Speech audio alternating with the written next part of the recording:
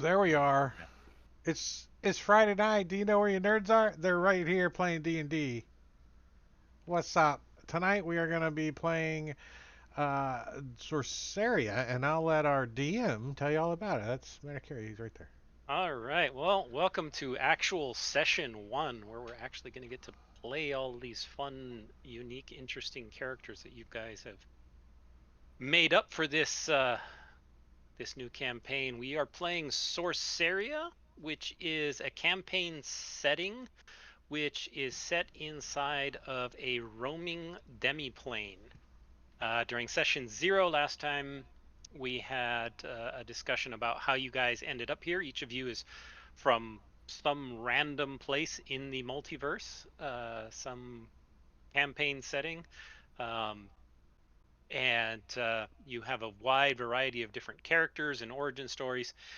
But the one thing in common across all of you is that you each are held to a blood debt that you either entered into willingly, or it was forced upon you, or inherited, or in some way, shape, or form, you were bound to this blood debt to the master of this place. And the master of Sorceria, the name that you have heard is Azalon. He is the master of Sorceria. And entering into town, you all appeared just outside the city gates, and you passed through these city gates where there's these giant obsidian dragons crawling over the top of the gates, and you see dozens of dragons flying overhead, circling the city. And entering into town through the gates, you felt your mind get examined by one of these dragons. And it's just kind of a little image of you passing into town. Some of the notable things you notice, you don't see any torches or lanterns that are normal. What you see are lanterns or glowing balls, and they all have this kind of a neon purple hue to them. And all throughout the city, everywhere you see it, it's kind of dimly lit, and there's these neon lights that are all over the place as the standard street lighting. Walking through the street, you see roaming groups of little children kind of running around. Um, you see worker gangs of skeletons who seem to be doing like street repair and working on the outside of buildings and stuff like that. Um, Walking along the streets, or floating, I should say, you see flame skulls patrolling up and down the streets, glowing brightly purple. Uh, but the most visible thing, the most striking feature as you enter into the city of Sorceria, is the tower at the center. And this is kind of what it looks like. It rises well up over 1,000 feet in the air, and you can see it from just about anywhere in the entire city. Um, and so as you walk in, you feel compelled to find Azalon. And there is Do we know a. what Aslan is? You've all seen his image in a dream before you arrived. Um, Unfortunately, the campaign did not provide me an image, so I don't have an image to show you. But let me find that description for you. He is a human. Uh, he's described as a tall, bald man in black and red robes, holding a staff high into the air as he summons you. And you were each struck by purple lightning from his staff, or you witnessed his purple lightning striking a pack of fleeing cultists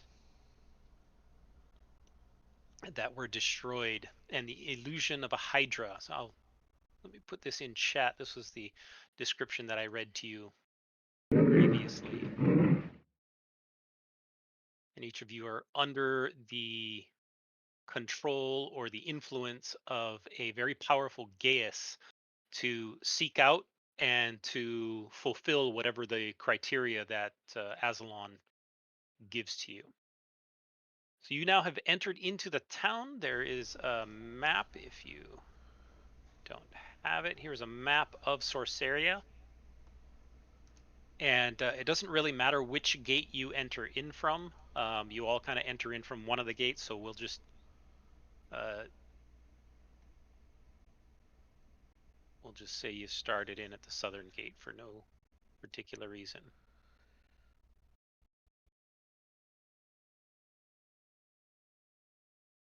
Down Well, there. I think the tower is where we need to go. If I was a lightning shooting wizard, I would live there. Oh, whoa. That place looks tall. Yeah, imagine what you could see from the Oh. top of it, Barney. Oh. Oh. That's his only facial expressions. It's his eyeballs. So He he's got. doesn't even have a mouth unless he needs one. And he never has a nose. Love it. He does have a mouth once in a while. He goes, "Roop," there's his mouth. Roop, he's got a harmonica. He's like, Keeps a spare harmonica around to put well, in his mouth. he hasn't found one yet, but that's his plan. Is to find one. All right, so you guys are Spare just passed harmonica. through the entrance gate, and you see the road right in front of you leads directly to the tower. Straight north, you can see it's a straight shot, fairly wide thoroughfare, easy to trespass or easy to walk along. The roads run to the east and west and kind of go a ring around the outer uh, edge of the city to just inside of the city wall. And then there are 8 roads that lead directly to the center of the city. So there are inner wards and outer wards, and the city is split up into 8 named wards with an inner and outer section.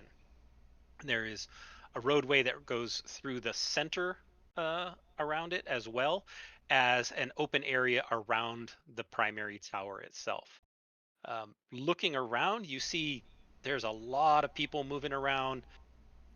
Some people are walking. There's the occasional carriage being run through town. Some are pulled by horses. Some are pulled by things you can't see. You're assuming they're being pulled, but you're not really sure. And you see quite a few flying carpets overhead as people jet to and fro around the city, flying carpets.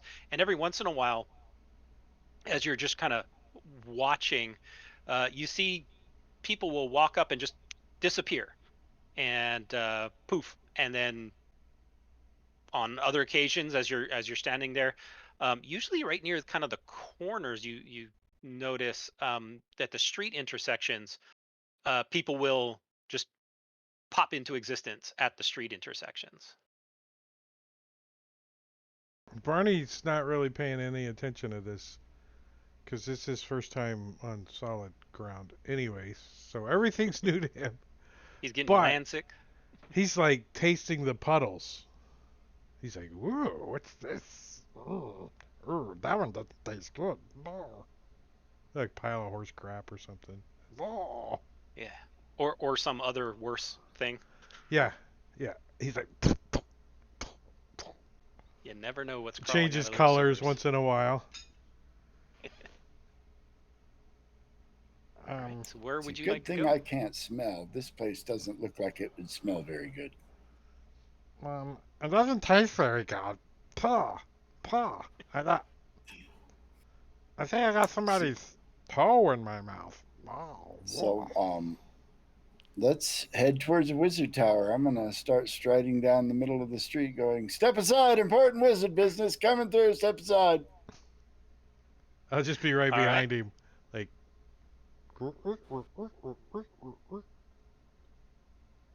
All right. So you guys all start proceeding towards the center of town, and it takes you a little while. You think that just looking at the distance, it'd take you maybe 20 minutes to cross town end to end.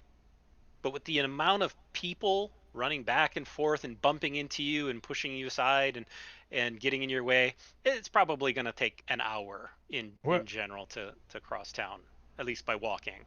what's number 5 since we're walking right up to it and it's labeled on the map? So number 5 is just representative of a number of buildings, and they appear to be towers of sort, um, possibly owned by wizards, but you're not really sure. But they are Oh, towers that are held by somebody, which you may learn at some point.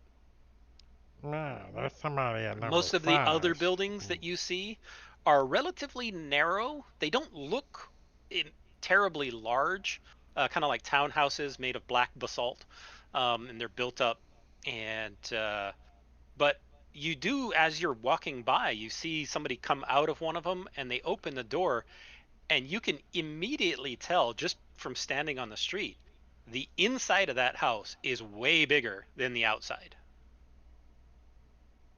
Oh, There is no way what you can see from the street would fit within the walls of that structure. that's that's kind of like my stomach. It's way bigger than it looks. It really is. Is that the way Hack is in his stomach, where you hide out? Got a mansion in there. I keep telling him it's my stomach, but really it's my bladder. Uh, It's close to another spot where you store stuff too, but we won't get into that. Whew. All right. Well, after pushing your way through, for about 20 minutes or so, you get close to the center of the tower, or the center of the city, and you see. Let me see if it's visible on the pictures. It's not really visible on those pictures. You see two sets of different kinds of structures here. One is these buildings, and you can see that they're large buildings, people coming and going, and the buildings have these bridges that extend across an open chasm. And that purple section you see in the center there, uh, that is just a straight drop down that's illuminated. Yes, all that purple. The tower is kind of hovering in the middle of that, and it's just open air, and it's illuminated by this purplish glow emanating from the tower itself. Um, and there's 8 bridges that cross towards the central tower, but also around there are 8 stairways. You can see these are stairways that kind of go up at a fairly sharp angle, and they get right to the edge of that purplish spherical area that's an open, and then they just end. You don't see any building or structure. The stairway just walks straight up, and then it's like it cuts off at some point in the Are there middle of the people air. on them? You occasionally see people go up, and they walk straight up to the top and they disappear. Hmm. Well, let's try that. I, wa- I wonder if that's where you get first class tickets. Um, so let me push I don't know. Why don't we check. try the real bridge instead of the imaginary bridge? Well, I just want to point out I spent all my gold on this. And he pulls out a shield. The shield! It was 10 gold. It looks like a big bowl. Good job. Oh, I want- So, if we gotta pay money, I'm gonna have to owe somebody. All right, I just pushed a roll for y'all. Oh. All right, there's Yeah. enough of you that are Well, trained, understand a little bit of Arcana, and as you come up to this building that has the bridge over it, you notice that there is a motif on the outside of the building, and the sigils inscribed are kind of classic magical symbols designating one of the 8 standard, what do you call them, mage schools, like evocation or illusion or whatever. So this one, the one in front of you, has one of those kind of built into the entire motif. Let me read this. And as you walk up, get close enough to the building to kind of look at it, you see up ahead a bald, androgynous figure wreathed in an ashen robe and wearing an eldritch amulet around its neck, an 8-pointed star, looking like this. They introduce themselves as Ammon Kane, steward of Sorceria, and state that they have been expecting your arrival. They turn around and beckon you to follow as they enter into the tower. Look, it didn't cost us nothing. Come on, guys. All right. All right. So after some time of following Aemon, you enter in and you start ascending the tower. It's a bunch of stairs that are going up and up and up and up and up and taking you across this bridge. You find yourselves in a vast chamber alongside Ammon Kane and the man you recognize from your dream, Azalon, the master of Sorceria. He greets you wordlessly with a cold nod of acknowledgement before Kane ushers you to a plinth. They gesture for you to stand on the raised platform. And when you do, they raise their hands into the air. You begin levitating at Kane's command. Your bodies are suddenly racked with immense pain, like your bones are radiating lightning within your bodies, I don't have causing your bones, but muscles to spasm. ow! Ammon opens their mouth and utters, Bestora sacularum smran degarum, in the tongue of magic. As you float back to the ground, dizzy from your induction, you feel the weight of an amulet that appears around your necks. It's kind of inside my neck. Oh, look. Yeah. Am I able to remove it? No. As you attempt to remove it, you find it will not come off. It tastes funny. So I've added them to the party sheet, so please put them on your characters.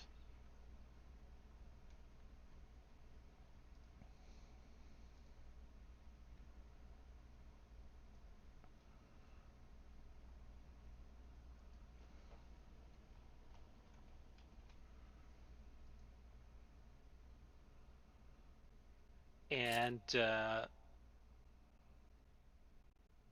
believe the amulet has the basic information on it.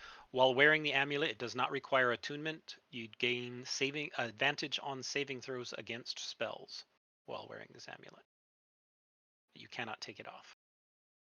What does it look like? If you zoom in on the Ammon Kane picture, it's the same one she's wearing. It is wearing around their neck.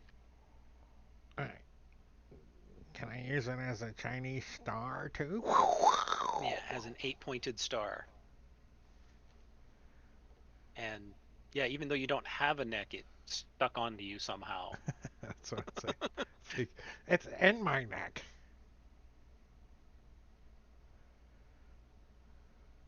I picture it stuck right to your forehead. When I have my eyeballs, the thing's like there. Stuck in your forehead. It's funny when he has shirt. to go look for something, his eyeballs like go inside of him, and he starts looking around, and then he's there. It is. All right. Azalon, Master of Sorceria, explains to you that you have been summoned here to help solve a crime. 8 apprentices from the Conclave have been abducted, and as of yesterday have started turning up dead in the Master's Square. This very morning, the second body has been discovered in the same place. The Master explains that only outsiders can be trusted with this quest, as he fears there are still some within the Arcanum who would seek to overthrow him.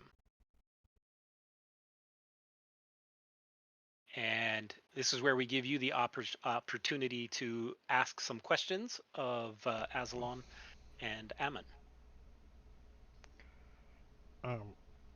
Who did it? Who, who killed him? You don't know? That is unknown.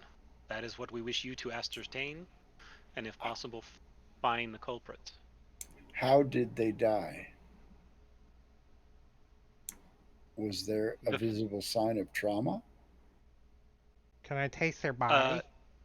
the first body, I believe, is being held at the mortuary, and once we are done here, we will go and investigate the second body together shortly. So you will be able to discover what is could potentially have been the cause. And just stepping outside of the game for a second, this whole adventure is like a murder mystery. So there's a lot of investigation and figure stuff out, kind of stuff. Are, Ask I mean, questions and are we like dig into standing it. near the first body or something? No, you're in with the master now. You're not Oh. at. You're getting the opportunity to ask a few questions before you head out into the city to investigate the second body, which has just been freshly found. How much time has passed since they were taken? And were they all taken at the same time? Yes, all 8 were taken at the same time. Uh, Like, were they in a boat? I Or. was going to say, given the nature of this city, I'm going to say magic was involved. Mm, yeah. It's funny. There's only one person proficient in Arcana, too. That's kind of sad. Not me. It's really funny. Will completing this, solving this mystery, free us from our blood oath? yes, when you have completed and the process and uncovered the culprits and brought them to justice to me, that will fulfill your blood oath for each of you. Blood oath? Oh. The reason you are here. Any questions about Sorceria? You guys, I wrote up a little primer of stuff that they'd share with you, but I want to see what you guys are interested in learning about the place. A lot of terms have been How does the spit out. government here work? Are you an authoritarian leader? Are you the only person in charge here? Do you answer to a council? Do you have subordinates? Is How there a does it work? cafeteria? Um, The Master of Azalon is the Master of Sorceria is Azalon. He is a purple-eyed archwizard, um, and he is all powerful within Sorceria. He is the head of everything. Um, and however, no one works alone.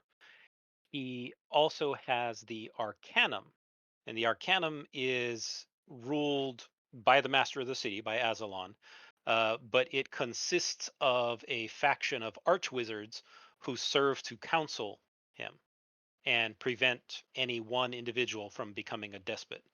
Um, However, not everybody makes good governors, so there's potential for tyranny. Um, However, they are incredibly useful for their arcane talents, which the master can call upon at any time. And I take it there's one archwizard of each school of magic. At least. I notice the city is divided up into equal parts. Do each one of these mages rule a section of the city? Each of the sections of the city are overseen by an archwizard. Not there's not limited to just the 8 though. There are other archwizards who are part of the Arcanum that are not overseeing particular districts. How But many yes, wizards are in the Arcanum? about 100. and where Are they was all the. wizards, or are there sorcerers, warlocks? Uh, they are all wizards. Oh, on the map, where were the bodies found? So the bodies were found in the Master's Square, which is number 8. When the That's where bodies we're hit going to the head in a minute. floor. When the bodies hit the floor. Wait, isn't there some? And do you have a little paragraph you can share, or can you repeat exactly who it was that was killed?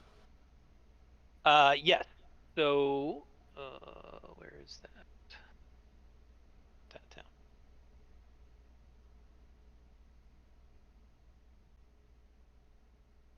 So the individuals who were killed were apprentices of the Arcanum. So these were teenagers-ish who were learning to become wizards, kind of wizards in training, and there were 8 in total. Do you need more information on them? What? What Are they you saying all like? Arcanum or Arcana? Arcanum, Okay. N-U-M. One from each school of magic, I assume. They don't. He doesn't have that information right now. Oh. There are And 8 you total said there were missing. 8 killed, but we're going to see the second one? There No, are there were 8 8 missing. taken. There 2 were have 8 shown up taken. dead. Okay. Yeah. The first one showed up dead yesterday. The second one showed up dead this morning. And they were both in 8? They were both Oh, one of the 8. No, in what? Section 8? They were both Area in the 8, exact same yes. square. Yeah, in the exact same spot, the Master's Square. That's where they were taken from? Were there any No, that's where the witnesses to the bodies bodies appeared. being put there, or did they just appear? You'll get an opportunity to ask around the square when you get there. Ammon doesn't have too many of the details because that's why you're being brought in. Basically, Azalon doesn't trust the investigation to local sources because he feels there's a potential that somebody may be trying to overthrow him and, you know, Oh, deception within the ranks. And so where he's were brought they? you in to be the investigative arm. Where were Another they taken question for from? Azon. That's a Say good again? question. Where were they taken from? Were they on a field trip or something? Yeah, were they all together or were they separate when they were taken? Ha ha ha! They didn't tell you that shit, did they? No, they did. I'm just pulling it up. I know I read it. It's Um, It takes this guy a minute to remember stuff. yeah, it takes this guy a minute to remember because there's a lot to read in the very beginning. So they were taken, and you'll get more information on this when you head out to the location. But the 8 were um, basically they were traveling together on a trip to visit the Master's Tower, they were on a field and trip. they It's funny. disappeared and didn't return. Were they the only ones on this trip? It was the 8 of them and one uh, like teacher, uh, a guy in charge of them. Oh, we should talk to that And guy. yeah, where's that guy? He is at the Palace of Portals. If these were apprentices, who would benefit from their death? That is unknown. They don't know. And they were So taken. far, nobody seems to benefit. They were taken 3 days ago, and one's been appeared each day since. Is that the math? Yes, I believe so. So it looks like we got about 8 days of this crap. Dead bodies. Dead bodies showing up. Um, Maybe it's just I'm like sorry, I was looking at the calendar. Would you repeat what you just said, Drake? um When were they taken and when did we find them? so they were taken like 3 days ago, if I remember right. Is it 3 days ago or a week ago? I can't remember now.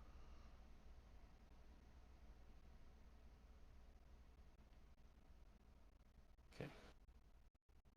But they were taken some number of days prior, and then yesterday the first body appeared in the square, and then today the second body appeared in the square.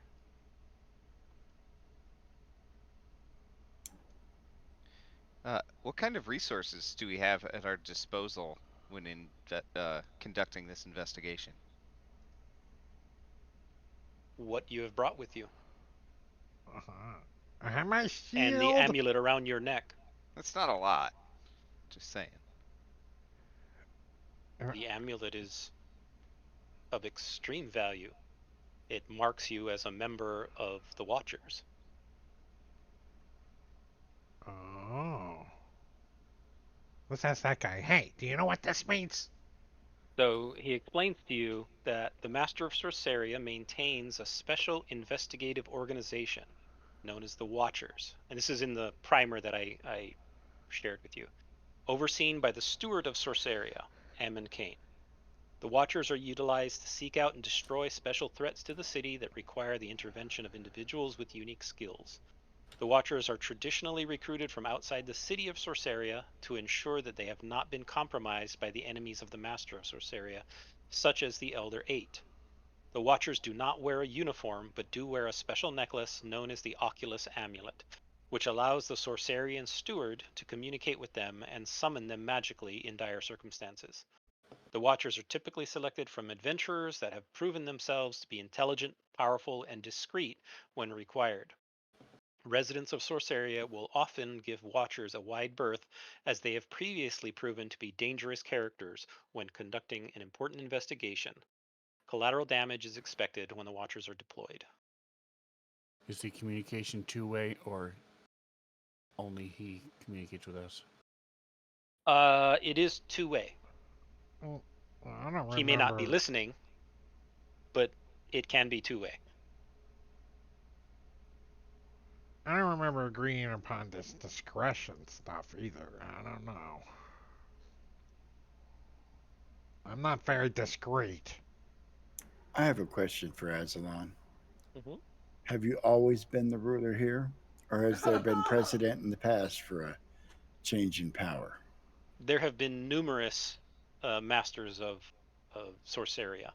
Okay. I'm one of many that have held that title. That uh, he took power some number of years in the past. And this is supposed to be a lifetime appointment? As long as you can hold on to the power, Okay, it's so it's a power grab. I see that. So at any time anybody's feeling froggy, they might jump. Mm-hmm. And the last major such incursion was done by a group that called themselves the Elder Eight. They were apprentices of the first master of Sorceria. They each controlled a school of magic. As different wizards assumed the mantle of the master of Sorceria, they started a plot for power and dominance. And Azalon destroyed the Elder Eight in the Master's Square after they attempted a coup to overthrow him and take the city for their own. Hmm. That Perhaps sounds kind one of of those eight familiar. didn't die. Wonder if it's some kind of sign. It seems unlikely that one of them survived, considering the imprint of their destroyed bodies still remains upon the stones of the square where you'll be heading.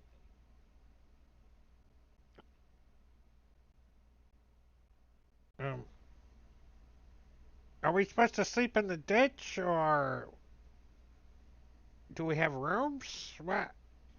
There are numerous inns and taverns around the city that you can find.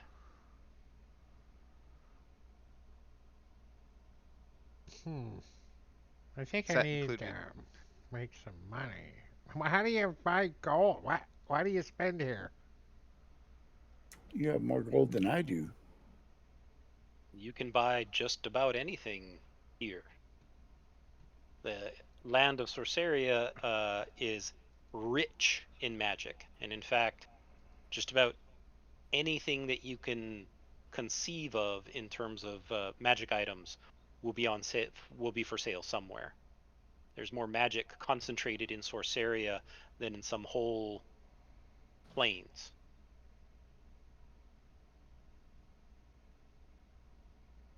So, should we start by examining the bodies of the dead or by the place where the bodies were found?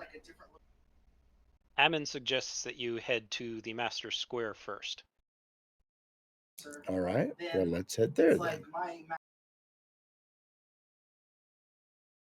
So as you're browsing through, you can kind of read through a little bit of the primer. It just contains some basic information about Sorceria and the different groups: the Arcanum, the Watchers, the Black Wizards. The Black Wizards are basically kind of like the law. They manage uh, everything around the city. And then there's a subsection called the Pact, which is the police force. And so you'll probably interact with them multiple times throughout this. There's also a section on the law. Is that? Make sure that that's public. Yeah. And that is basically the laws of the land and how they are tried. As watchers, you're not 100% exempt from the laws, but you have special authorities that are extended to you because of your position as watchers. So you may not take the full brunt or uh, punishment that others would if they broke the laws.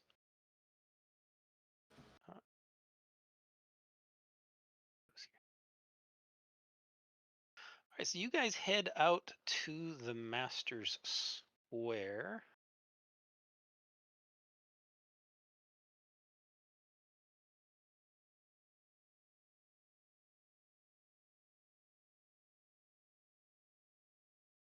Uh, okay. It is early morning. The rising sun splashes orange lights across the obsidian cobbles of the square. Lying crumpled and humiliated in the center of the expansive courtyard is the body of a young man in conclave robes. This is he, remarks Ammon Kane. Second conclave apprentice left here, deceased. The first appeared the night before last on a rising. The anniversary of the overthrowing of the Elder Eight. So the arising is the name of the anniversary. And it was when they attempted to overthrow, and Azalon destroyed them here in the square.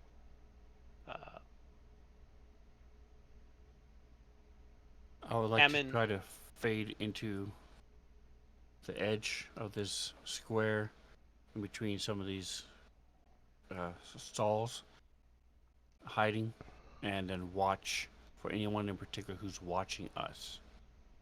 okay, all right.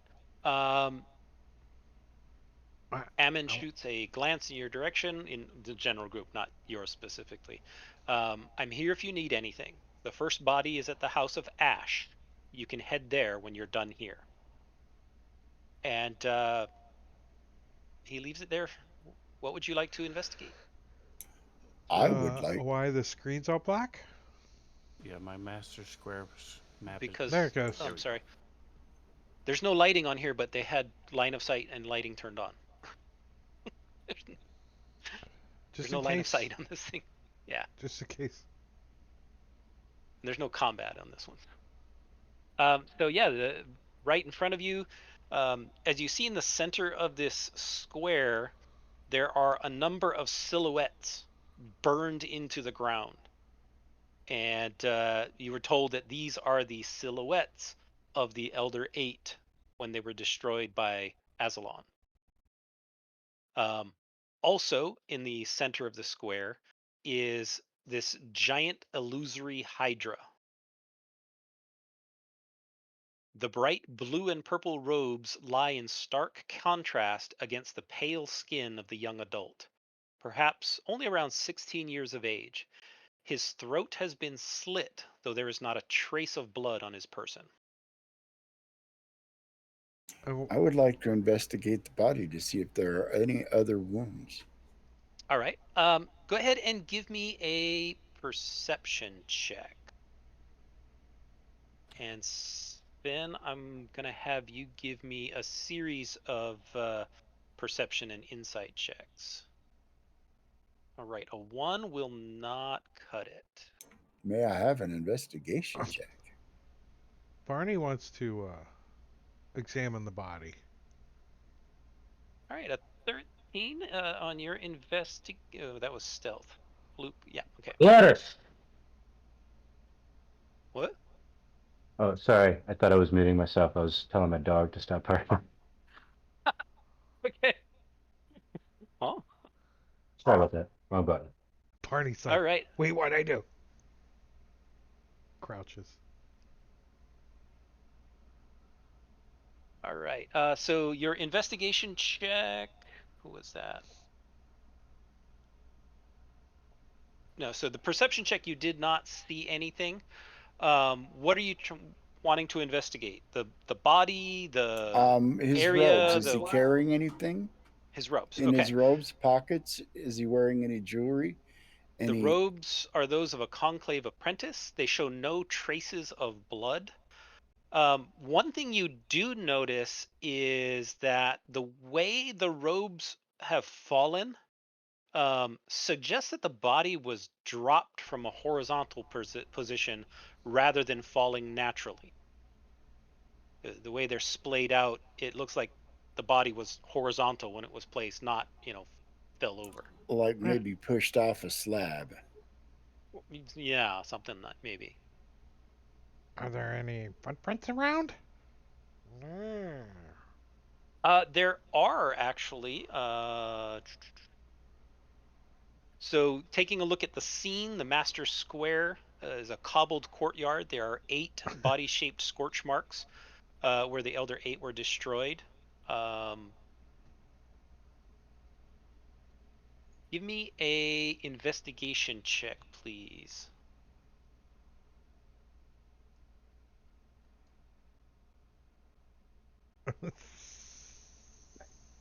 Mm. Hey, look! There's a mouse over here. So there's a lot of footsteps, but you don't see anything that you think you could tie to this body in any way. Can I check the footsteps out too? Looking for a Yeah, mouse? absolutely. Give me a perception check and then an investigation check, and then and anybody who wants to make these checks, if you're investigating the scene, checking for how things are going, um, perception, investigation, and survival are the 3. Nice. The Let's see. body I got doesn't look like it was dropped from a great height, does it? It does not. It doesn't show like impact wounds. It has a slit throat, but no blood. Well, Barney's perception check is him like, Nice. like Very tasting nice. the body. Yeah. All right. So looking at the scene with that 20, um, you think you've determined that the scuffling on the cobblestones, marked with ash, indicate 2 persons moving something heavy across the stones. Like something heavy was drug across the stones.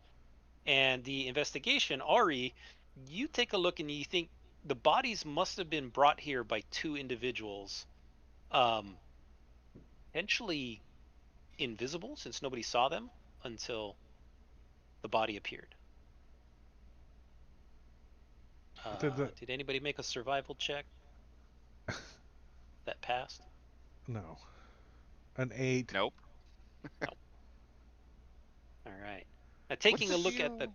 corpse, uh, the corpses of a young man, the obvious cause of death is a slit throat, although the wound is completely clean of blood. Is it a clean cut from a sharp blade, or is it a torn, ragged cut like from a less than sharp blade? It is a clean cut. Somebody give me a medicine check and then a follow up on a perception check.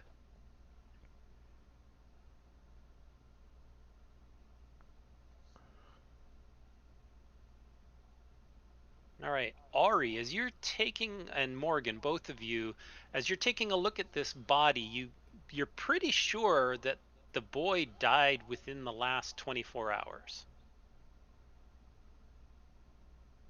And Morgan, as you're looking at the body, one thing kind of pops out to you is that there are no defensive wounds. There are marks around his wrists and ankles, which suggest restraints were used. I'm This gonna taste his lips and see if I can taste any poison or anything like you're that. gonna kiss him? Okay. I just like blah As onto you his face. blob over him, give me a perception check.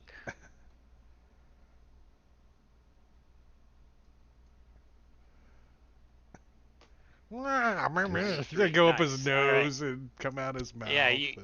So you kind of go over his face and don't really sense anything on his face, but you kind of get this taste, maybe almost familiar taste further down. And as you go down his body on his robes, you notice that the bottom of his robes have these faint mud stains. As might be expected, there's, mud here and there at the bottom of the robes.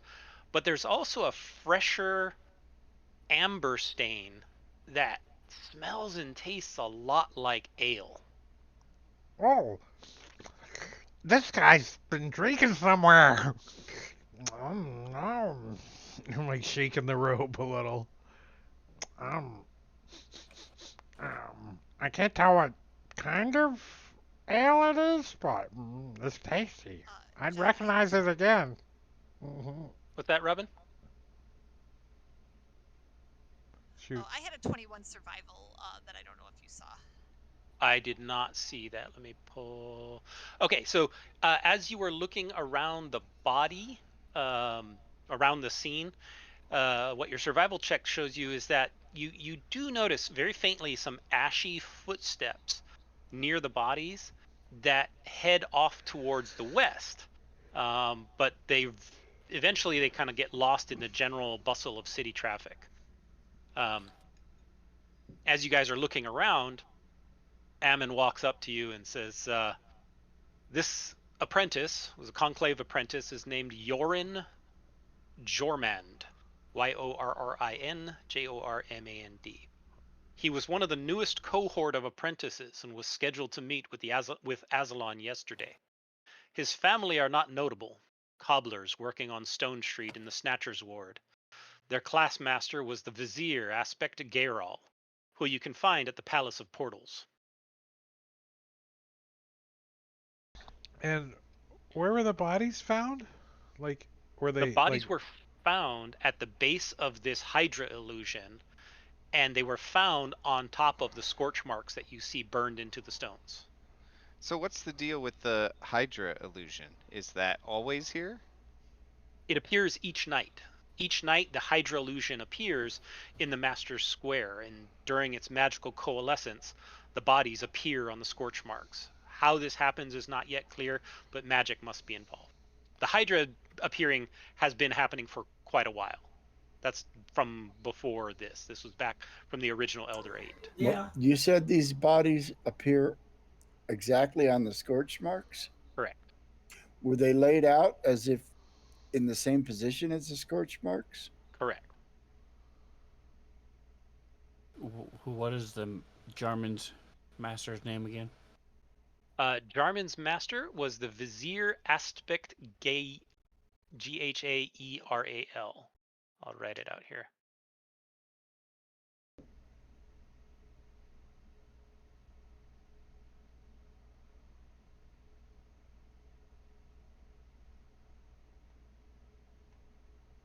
Oh, hey, look!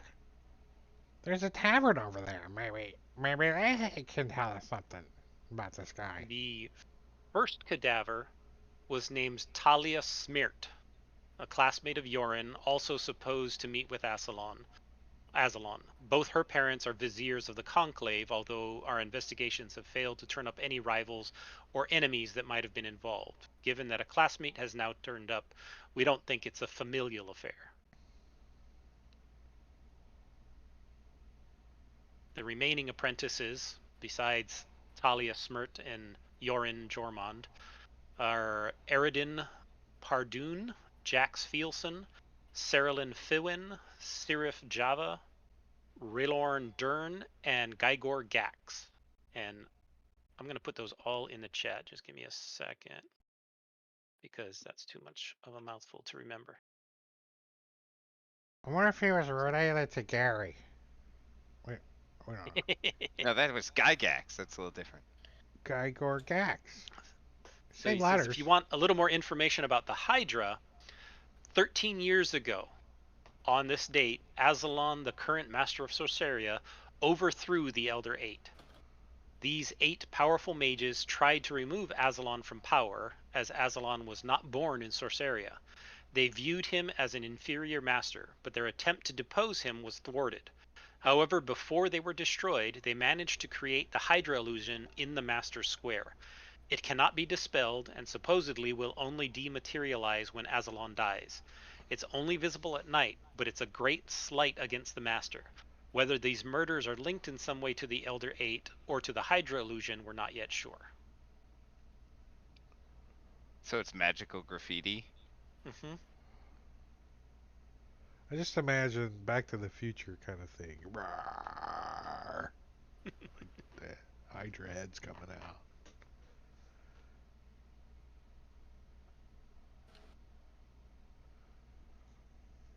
So, Barney wants to go over to the tavern. Which tavern? There are dozens. The Witch's Cauldron around. Tavern that overlooks the square. Okay. I'll follow. Do I see anything? Do I see anybody watching us or anybody in the windows or in the air? All right, let me grab your checks. I saw you making them.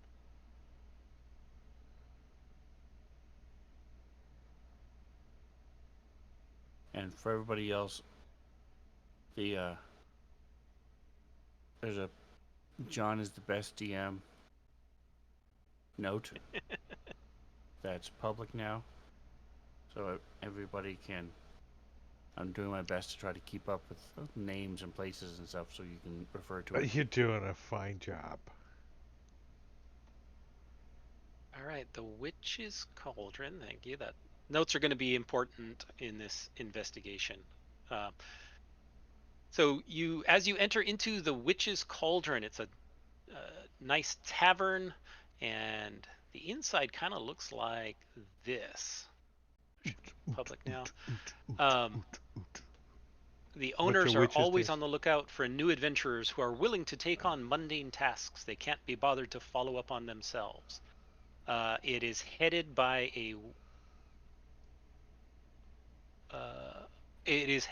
group of witches who run the place, and there's a few like side quest type things that are available if you want to come back for. I think this is the first time I've ever been in a tavern. I've only ever known life on spelljamming ships until now. So I'm just going to stand and look around. What do people do here? That guy's got a pie. Look. Pie of what? It's a delicious looking pie. It's a pie. And that's Curse the Strahd guy. Imp. And here's the witches in charge of the tavern. I know. That's Barney wants to go over there. Is that flaming skull portal thing actually a thing here? The one they're standing in front of? Yeah. Yeah. That's awesome. Yeah. I want to go check that out.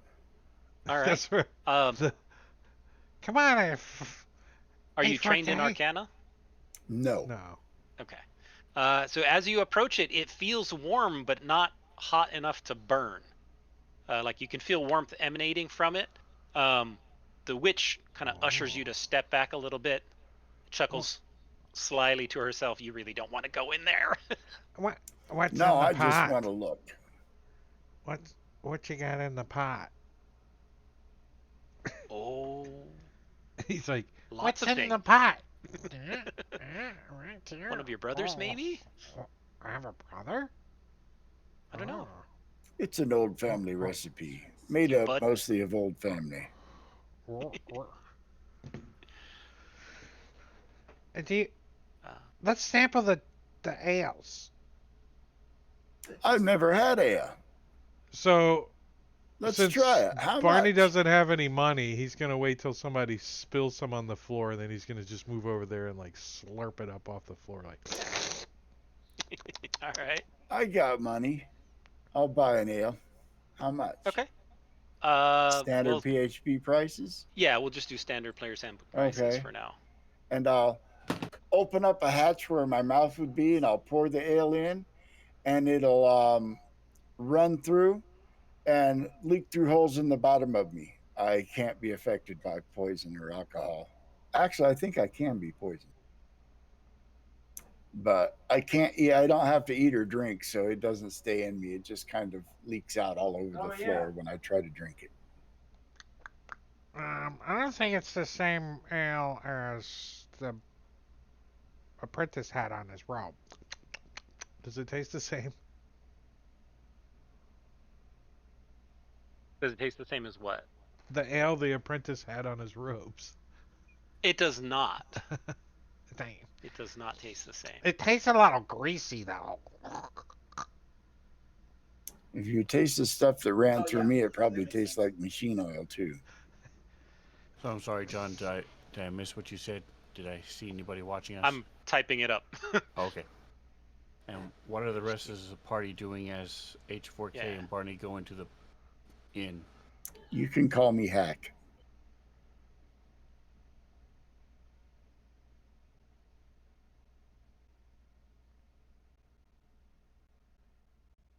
Are you guys following them, or are you staying out in the square?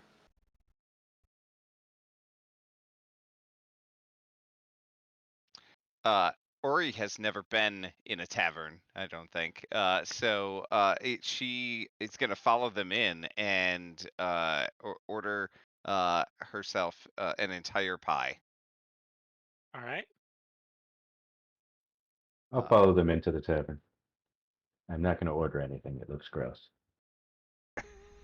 Oh yeah, I guess that's a better question. Does the pie actually look appetizing? That's, that looks pretty good to me. I mean, it looks like a good pie, so It she'd looks probably be excited by that. magically inviting and delicious. Oh, It looks well, just perfect. absolutely. You think magic was used in the production of this pie? You're not quite sure what the ingredients are, but It's like Lucky Charms, magically delicious. magically delicious. Well, she Maybe doesn't just ask press the then. digitation, but you're not sure. What's the thing flying around, like lighting the candles? What? Dragon spirit. So all of the lights, it doesn't really show in. So I'll describe. They're actually kind of a purplish hue. The center of the Master's Tower contains a immensely powerful artifact, and that's what the Master uses to maintain control of the entire demiplane of Sorceria. And it is also how they power magical devices and spells and other things throughout the entire demiplane.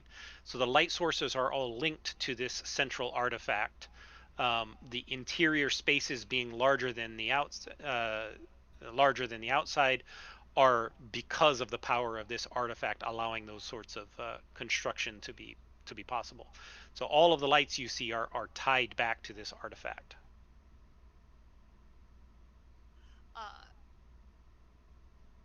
Morgan is gonna just like stand moodily and be like, "We have work to do."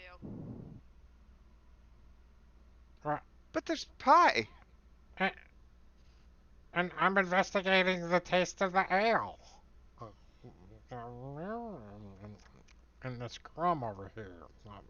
Tastes kind of like That's what's not a in the crumb. witch's cauldron, but not sure if he's brewing ale or stew or. I'm gonna wait about 10 minutes, see if anybody follows the group that I've noticed watching us. If not, then I'll go ahead and go in. Okay. Nobody seems to follow. I'm gonna flick a piece of pie at Barney and see what happens when it, hits his body. It like lands like on my hip, and he doesn't notice it for a little bit. He's like, I smell something. And then you see his hip move up to his mouth.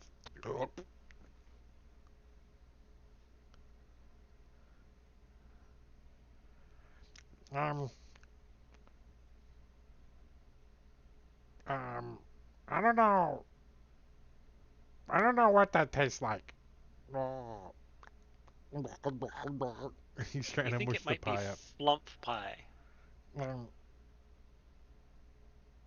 It's fresh. it's like marshmallow, but chewier and overly nice. How do you describe what a flump tastes like, right? Yeah. Marshmallow. I'm gonna ask the witches Chewy. if they brew their own beer, or like. Is this a microbrewery? They do brew some. For any on the stream who don't know what a flump is, this is a flump. Yeah, and they're good creatures. They're very good creatures, yes. Apparently, they're delicious. So. They're Yes. very anti-mind flayer. Yes. Illithid. So they do not brew. There are a number of breweries around town. They order their ale in from one of the other breweries in town.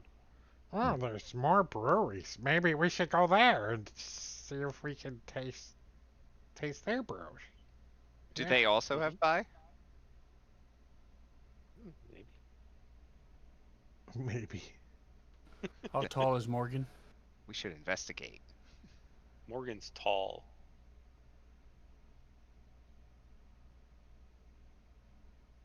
Oh, sorry, I was making a note. I wasn't just distracted about non-game stuff. She's like 6'5". She's pretty tall. Wow, you're huge. Yeah. Yeah, so I'm almost a foot shorter than her, but I'm gonna walk over to her since she's the only one that seems to be serious, not messing around. And I'm going to. Are you standing or sitting? I'm standing, being very grumpy at everybody messing around. So I can walk over toward her and try to be discreet if I can. I don't know what the noise level in here. Also don't know how close she is standing to anybody else, but I'm going to try to be discreet as much as I can. Fluke watch while we were outside, and some kids were watching us, and they kept watching the entire time we were there. They may have been reporting to someone else. That's what Fluke think. No one followed us in, though. All right, good job actually doing work, Fluke. These other jokers need to get their act together if we ever want to get out of here. Hey, I'm writing up a very, very rude review of this tavern. Yeah. You're yelping it? Yeah. Based One on star. no, I haven't tasted any of the food. I'm just making shit up. Scaring shit. The flump pie is pretty good. You said there was side quests here? This is a There quest are. location? Is there like little exclamation marks? I don't have those prepared, but I can introduce them to you if you want. Well, no, not right now, but there's like a job board or something. He's like, hey, Yeah. look, they're looking for someone to clean the floors. And they're gonna pay them. That's all me. I can get into the cracks and everything. Copper a square foot. That sounds like a deal. And All you gotta do is wander I'm around, a not get resistance to stepped on. poison and acids. That comes in handy when you're a mop. You can dump the cleaning materials right on top of you, and you can just slosh it around. And not pine Is, salt, because I that sticks with me for a few days. That smell. Oh. And you smell, yeah. Around the square, as you see on the map, there are a couple of other things. There's the Monster Hunters Guild, which there's no definition written in the module, but it's labeled there, and that's primarily they do like they get adventurers and others who wish to go retrieve monsters and collect parts, which are used heavily by the wizards in magical studies and spell casting and other things. So they will, help support people who are going out into the dark wood, the black wood, in order to hunt monsters. Wendell's Emporium is a kind of a standard shop. You can buy most anything there. Um, there is a candle shop, Calindra's Candles, and the Temple of Benevol as well listed there. What? Who found the body first? Like, Uh, Go ahead. I was going to say, let's ask around the tavern if anybody saw anything this morning. yeah, hey, All right. Give me a persuasion check. It's a very low DC.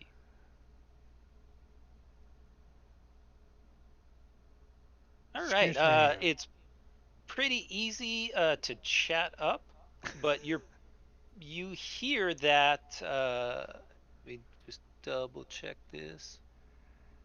You hear that you think it was one of the priestesses over at the temple who found the body.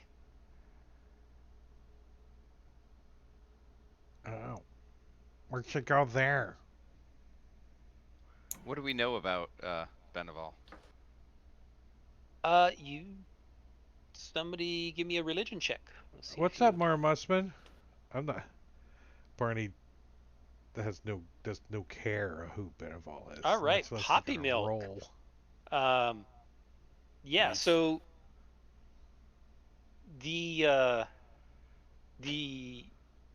original prime material world that Sorceria came from before its untimely demise had a pantheon of old gods that are no more except for the lesser aspects or avatars they left behind in Sorceria. And one of those is Beneval, the god of benevolence, protection, and understanding. Sounds like a real jerk. Like, like my, like the librarian on the boat. Yeah. Let's go there. Come on, guys. Yeah, sounds like we could have a free place to Yes. stay if we're willing to make them suckers. Sounds good. All right, you head on over to the Temple of Beneval. There's a steps that go up on into it, and you see several knights, paladins. You're not quite sure. They're uh, clad in armor, silvery armor with white clothing, and they stand there with their swords sheathed, but they look like they know how to use them.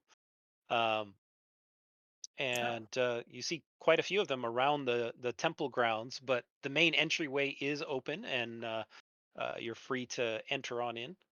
All right, these guards, they're in full armor, Yes, including face visors, so all you can see is the armor. yes. I'm going to walk up to one, and I'm only 3 feet tall, so I'm going to knock on his shin guard and look up at him and say, "Are you my mother?" Mm, That, I don't think that's so. not a woman. What's a woman? Um, they have different Um, anatomies. What's an anatomy? have you lost your master, little golem? My master's dead, sir. Apologies. I was enslaved to dwarves, but they're dead too now. Yeah, pretty much anyone he meets dies. I wasn't Well, trying.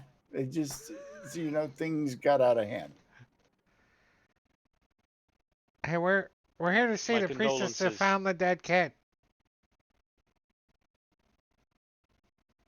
Please come on in. Can you give me directions, She is please? within. He points to the door. Oh, okay, thank you. Excuse me. And He yeah, just they like don't squeezes seem through the to have door without any issue opening with it. you Like, right under the door. Yeah, you enter into the temple. It's a beautiful temple inside. Very nicely decorated. There's people there, worshiping, and more of these knights. You're starting to get the sense that even though it's Beneval, the god of benevolence, there's a heavy military presence here in this temple. oh.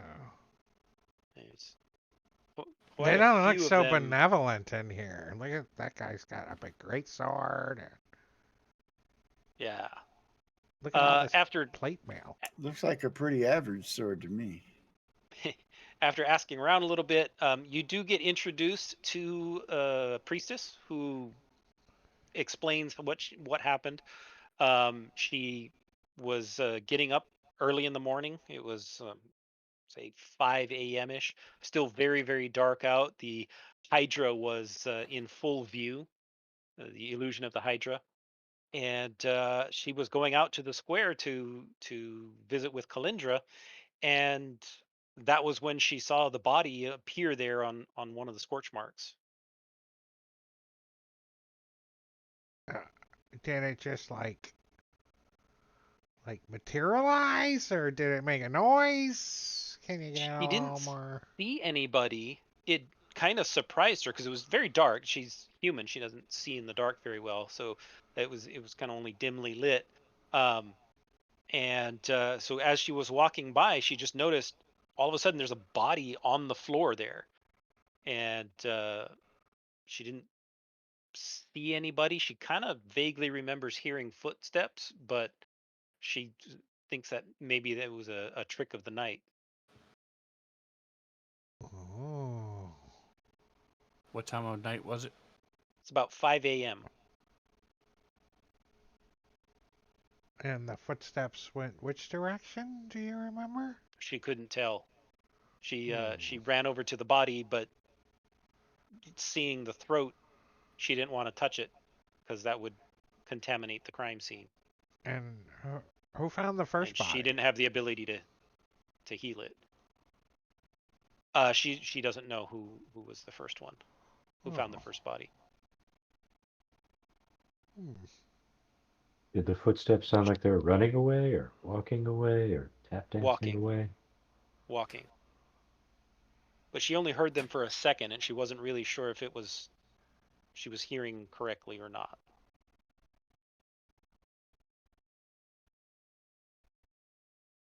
Well, thank you for your time. Y- your fly's open, by the way. Excuse me. He turns and leaves. He's got a pretty low Please charisma, come so. back anytime. I'm happy to help if I am capable. Oh, can do you got like a place for people to sleep that don't have homes? Not really, no. Okay, doesn't really help us then. Come on, guys, go out into the cold dark. Church won't let us stay here.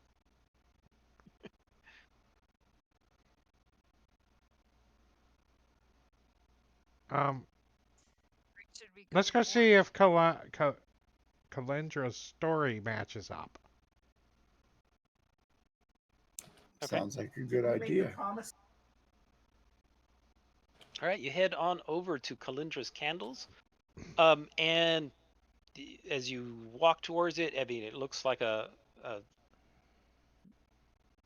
a store that's full of different kinds of candles. They have some very fine looking sets of candles, that very expensive, high end kind of stuff used in religious ceremonies or by the very wealthy. They have this made from the finest beeswax, and they're scented. It's like Bath and Body Works of But yeah, fantasy yeah, worlds, Bath and right? Body Works. You walk in and just the smell hits you. Um, but Wow. as you kind of browse through the store, which one of you is Arcana trained? Oh, that's me. All right. Rory. So as you kind of browse through the store, Ori, you do notice that some of the candles, not all of them, but some of the candles seem to have been imbued with magical properties. You're not sure what, but they are very expensive. But they do offer. She offers candles that she's been able to infuse with various magical properties. Um, the the Sniffing one main of them. floor is kind of, the main is kind of like a storefront. She lives, you think, in the building above the upstairs, and you also see that there's a basement uh, beneath that goes down. Sven, you notice that as you guys are at the Calindras, as you guys enter and spend some time there, um, you see a number of those boys that you saw earlier Okay. seem to be paying much closer attention to you. And they're still Like out in half the. a dozen or so. Yeah. They Okay. kind of just in and out, interacting with other people. None of them stay for any length of time where you would like accuse them of anything. But you do notice that there's paying some pretty close attention to you while you guys are there.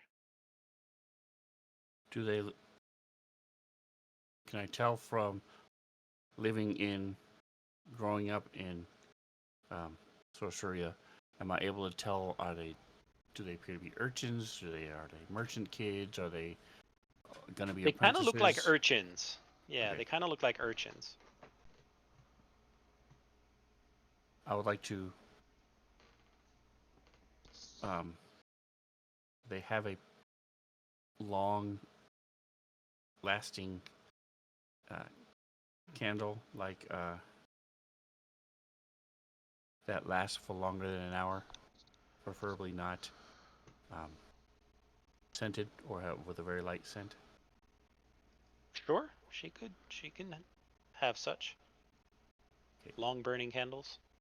I'm going to get some for meditating. Okay. We can create those items afterward, but yeah, she'll definitely be able to supply candles that can burn for 24 hours if you want. Does she have any of these restful candles? Sure. That's from the comprehensive equipment guide, Yes. I think. Yeah. Yeah, she would have those. Okay, Definitely. I'll get 2 of those. Okay. Hi, we're here to talk to Calendra. And a Ding! lady comes out, and she looks vaguely familiar. Um, like Were you some tapping people on you my saw very jar? recently. Oh. You think she kind of looks like some of the witches you saw over in the witch's cauldron. But she comes over and she introduces herself.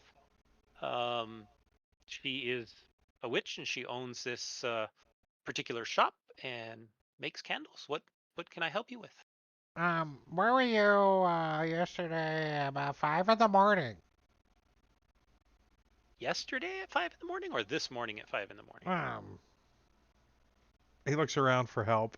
Um, 1, 2. This morning. This morning. Oh, well, I was here in my Were shop. you, I were you was supposed to meet working. with somebody? Supposed to meet? No, Hmm. I was working. Okay. He turns and leaves.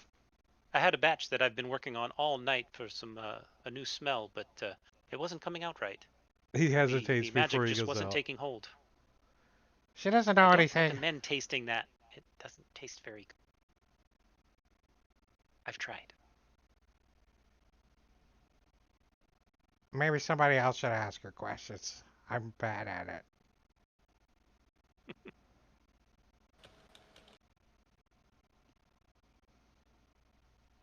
Are any of you, rest of you, interested in my candle? Um, Do do you you have any? know anything about the murders? I told Morgan that we were being watched. Okay. It's a terrible thing. Terrible thing. I heard there was one yesterday, and the body out there right now. I mean, it was only a few hours ago that the body was found. Some children, I understand, but I don't know much. I've been working here, as I said, all night on this new batch. What do you know about it? Have you learned anything? Were they related? Those two, the boy and the girl, We've not investigated in the same the family, first maybe? one yet.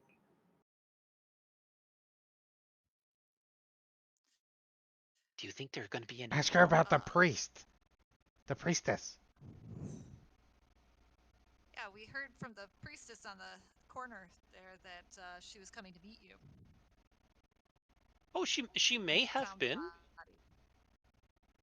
Oh, she was the one who found the body. I didn't know that. That's good information. She found the body. Oh, well, that's probably why she didn't stop by. She was probably a little busy getting her paladins out to look around for evildoers. She likes to do. She's very stick in the mud, that one. Very set in So, her ways. so do you guys talk a lot? She comes by to buy ceremonial candles on occasion. She's Like, kind of forgetful, so what time she do just you drops open? by. I'm always here. Oh. I don't sleep. Uh, She keeps a light on for you. There's always a candle burning I'm gonna whisper to at both Fluke. ends. um, that see if we can like corner one of these kids that are watching us and like kind of grab them and see if we can question one of them.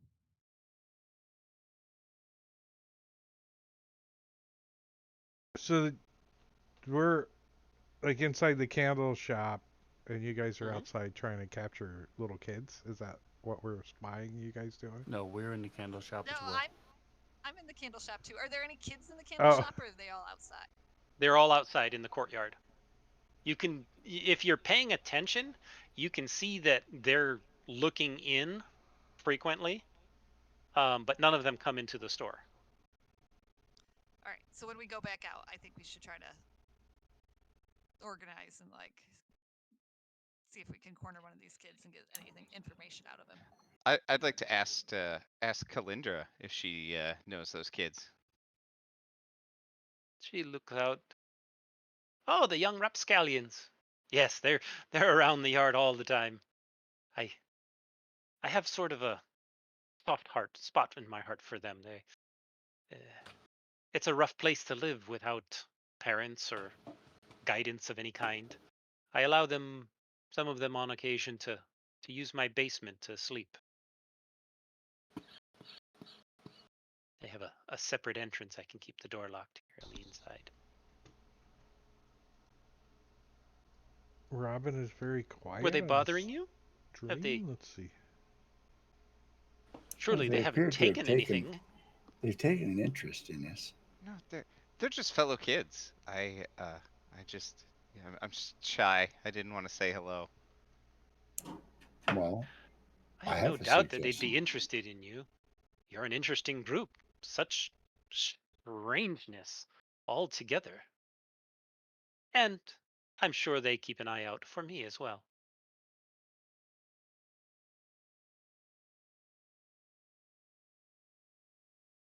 Really, then, they keep an eye out. Yeah. Let's talk to the kids. I'll turn around. We can see the kids looking in. Well, The totally kids are look, and all the kids are very like, subtle about it. It took Fluke quite a while of watching to kind of start to see the patterns of them kind of moving in and keeping an eye out, but kind of pretending not to pay attention and wander off. There's always two or three. Now that you're in the shop, you think maybe 5 or 6 that are keeping a closer eye. But when you guys were in the square investigating or going into the cauldron or the temple, there was always just 2 or 3 that would be moving from one place to another, but then loop back around again. It's just kind of a keeping an eye on you guys. Real subtle, but after a while, Fluke was able to notice it. I'll ask the proprietor if I can, because I purchased these candles. I Fluke purchased candles from you. Can I have a small piece of paper so I can write a message? Certainly. She pulls out a little piece of paper for you. And Don't mind the scratch on there. I was using that for some notes. I'll just write investigation still going, and I'll close it, drop some wax on it to seal it shut. Okay. And I'll walk outside and sort of motion toward one of the boys, hold it up, and I'll hold up a silver piece. Okay. Fluke need a messenger. One of you want to run message for me? Yeah, one of them comes up fairly quickly. A little child, maybe 9 years old. What can I do for you? Over, and I'll describe the gate where that we walked up, where that Anon woman was. Mm-hmm. I'll say, tell him to go give this, and she'll have another silver piece when she hands it. Eamon is here in the square with you. She hasn't left. She's over standing by the Hydra illusion, watching you guys investigate. Okay. I will describe someone like her, but male. Tell him it's that's where she is. And here's another silver piece for him. And then I will sort of motion to Morgan and head over a little ways toward the not so that we're not in the middle of the square. Luke, got one more for one more message. Okay. And my intent is to have somebody else come over, and that's the one we're gonna whatever they want to do with him. Okay. One of the other with the little kids comes up. Looks like maybe a 10-year-old little girl. Of course. That's fine. I know you. What you're thinking. Do you think I won't grapple a little girl? Ha! I'll show you. All right. So I'm going to use my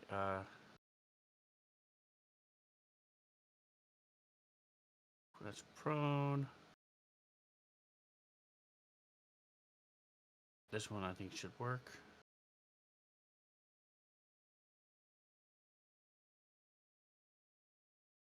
Yep, I'm going to do my grab on my lapel drag.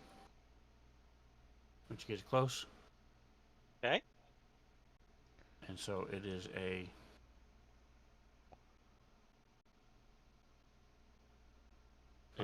it's to grapple, so it's a my strength versus her, either. Holy crap! Acrobatics or athletics. Okay. She makes no attempt to resist. She's just completely overwhelmed at this guy grabbing onto her, wrestling her, starting screaming. He should get a van or something. That would be way easier.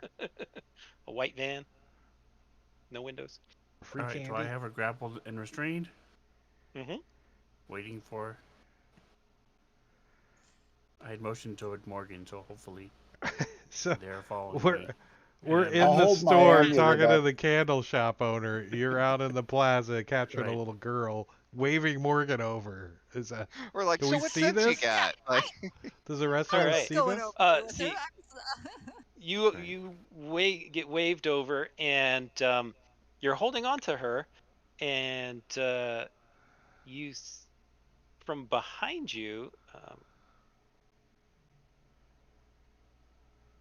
you see this kid is all of a sudden standing behind Fluke, and you feel the sharp point of something pressed against your back.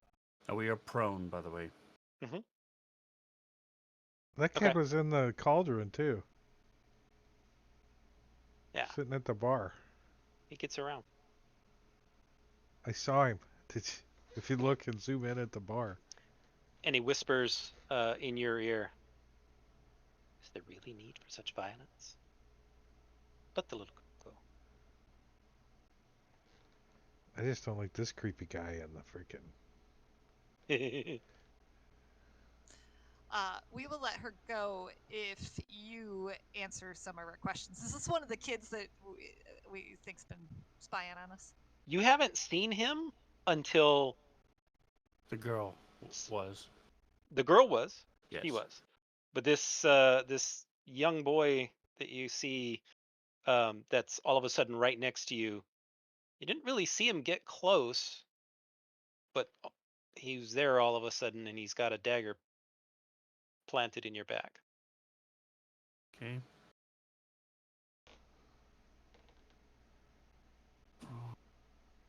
All right, and Let's not get off to a bad start. Well, you've been spying on us. We are already off to a bad start with this group.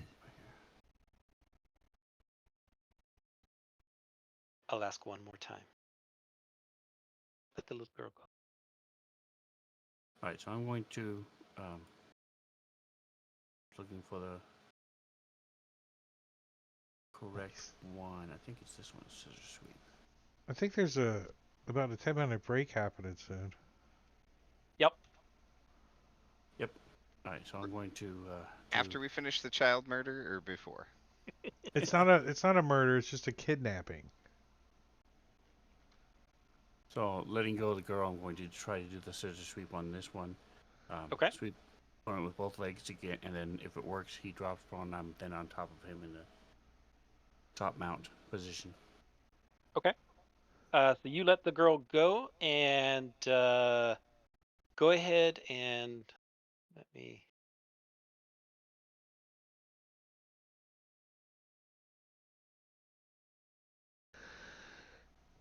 You are now targeting him. On your character sheet, you should have a grapple. I have an unarmed strike. No, at the very bottom, it'll say generic actions of Yeah. your actions tab. Okay. You could try that. It should automate it.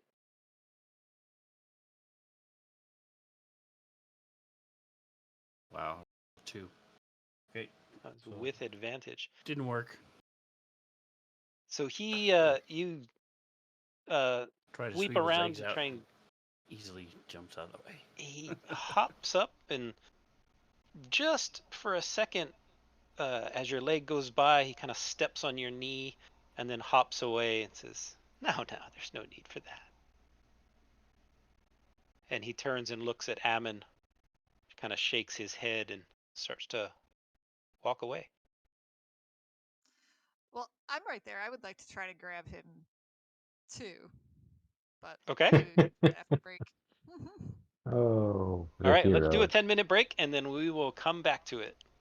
All right. I would like to assault a child. I feel left out. Yeah. Yeah. Do we see them assaulting the child? I want to help. John just doesn't know what to do because normally he's the one that kills the children.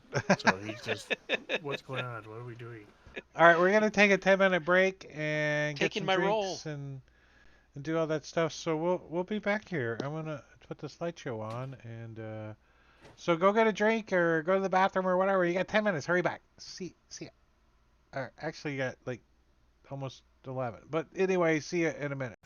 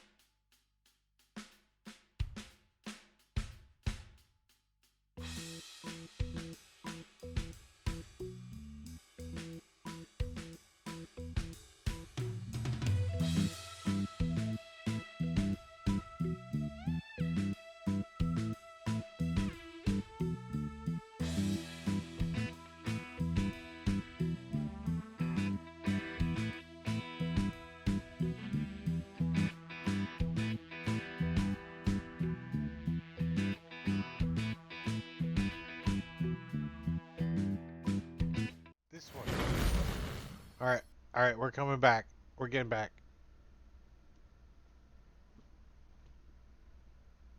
Break is over. On with All the right. children kidnapping. On with the children Oh, kidnapping. good. That's right.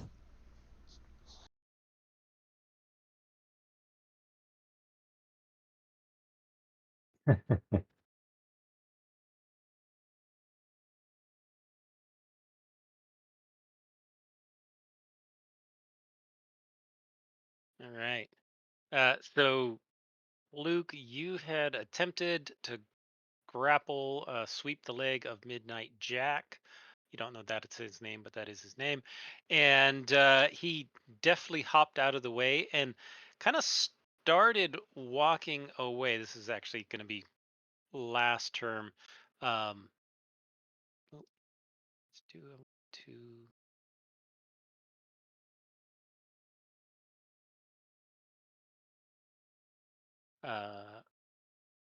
He starts walking away. Um, and Morgan, you see as he's walking away that he pulls out a small kind of silver whistle and doesn't seem to be in a hurry. He blows the whistle as he walks, and the kids start to just like run. All the little kids you saw in the courtyard just kind of scatter as he walks in that direction. So let's go ahead and hack. You saw Fluke try to wrestle a little girl and then try to grab this other little kid. I'm still inside the shop. How far away am I? You should be on this map. I threw everybody Oh, okay, cool. on there. Let me have a look. Wasn't intended to be a combat map, but hey, it's turned into one.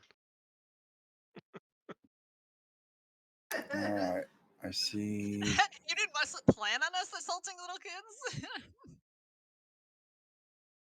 All right. You never know. As was it Drake posted in the channel, straight out of the PDF, content warning: human, especially child sacrifice, is a major theme of this campaign.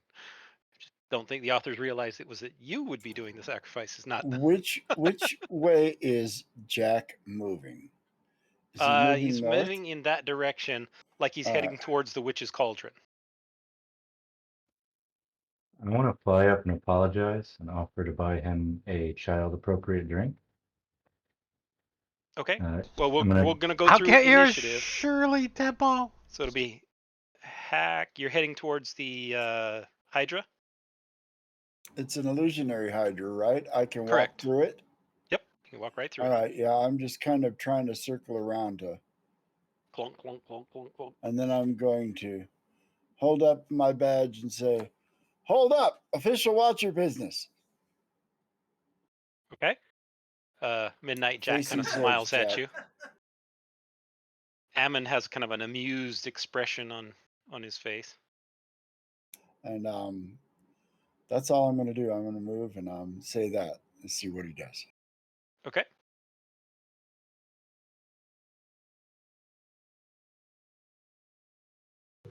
I'm going to stand. Okay.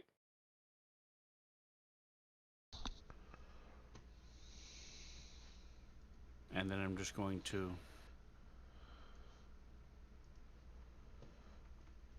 move around. So using my rest of my movement and then my action dash, try to count it. So it's a total of 35. Yeah, 35 feet. Get in front of where he is and say, "You seem to be leader of the others.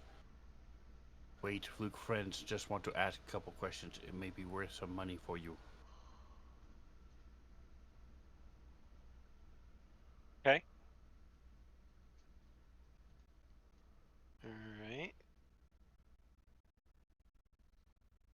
Boy kind of looks at you and says, shakes his head a little bit, and looks over at Ammon and shakes his head a little bit and says, "Yeah, I don't think you're your friends of the Abracadabra Boys. And he fades out and disappears briefly and reappears right over here, kind of right in front of the witch's cauldron. Again, he doesn't seem to be in any particular hurry, and all the kids you see that were in the square are rapidly leaving.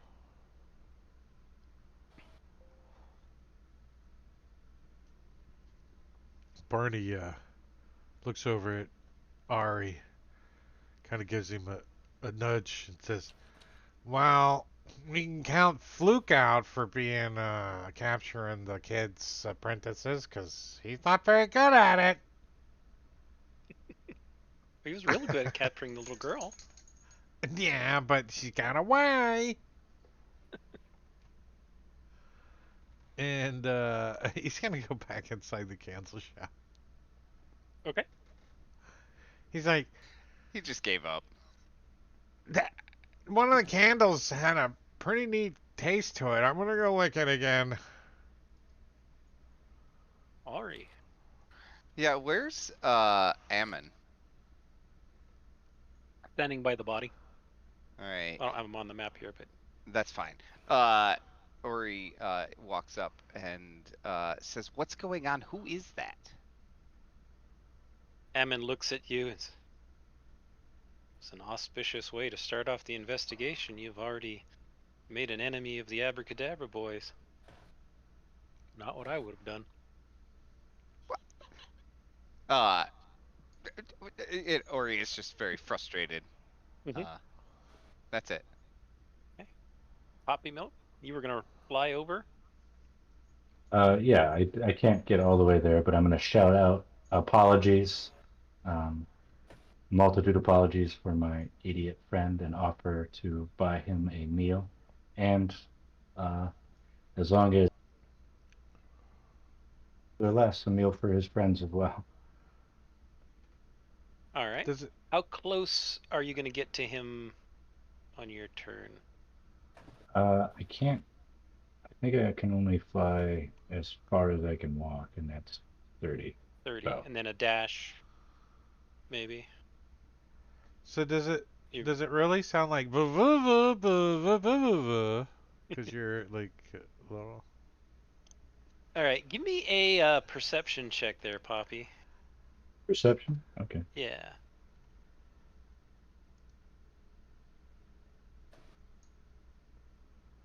perfect. Good.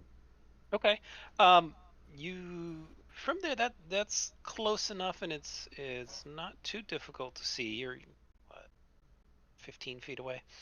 Um, you notice there's a particular pattern around the collar of his jacket. It's kind of a striped jacket like you see in the picture, but you notice there's a particular pattern. Maybe it's part of the jacket, maybe it's actually on his neck. Um, but there's definitely something there that reminds you. You'd have to get a closer look to figure exactly what it is, but you get this sensation, this sense of the Fae. Oh, I am not quite close enough to use my Feywild presence on him, but I will. I'll do that thing Tinkerbell does, where the sparkle and the glitter comes out. The dust. Yeah, Okay. Isn't take that out a some fairy fart? dandruff. Is that a Yeah, yeah. fart? Yeah. It's a Tinkerbell fart. Yeah. Midnight Jack is kind of walking towards the witch's cauldron. Nothing I said seemed to get his attention. Um, he he hasn't reacted to what you said yet. Uh, let's make a deal. What do you need? I love making deals. He kind of turns his head towards you, and maybe we'll see each other again.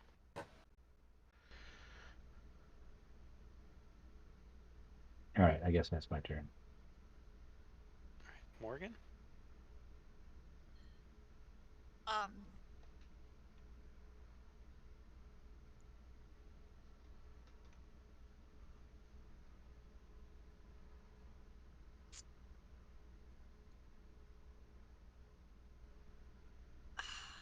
like I can't decide what I want to do. I think I'm not gonna be able to assault him on one turn, so it's too far away. I'm just going to be annoyed and go, ugh, can't expect us to just let children follow us and not do anything about it. And fine, just leave. I don't care. All right.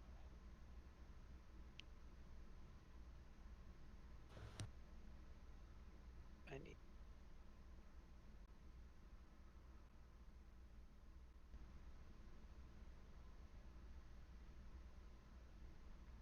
Ari. Are you guys gonna attempt to stop him, or I mean, we can continue playing this out until he gets into the witch's cauldron. I'm not. Not physically. Unless he comes over to the candle shop and starts something. I will follow him, not chasing him, but I will see what he does when he goes into the witch's cauldron. Okay.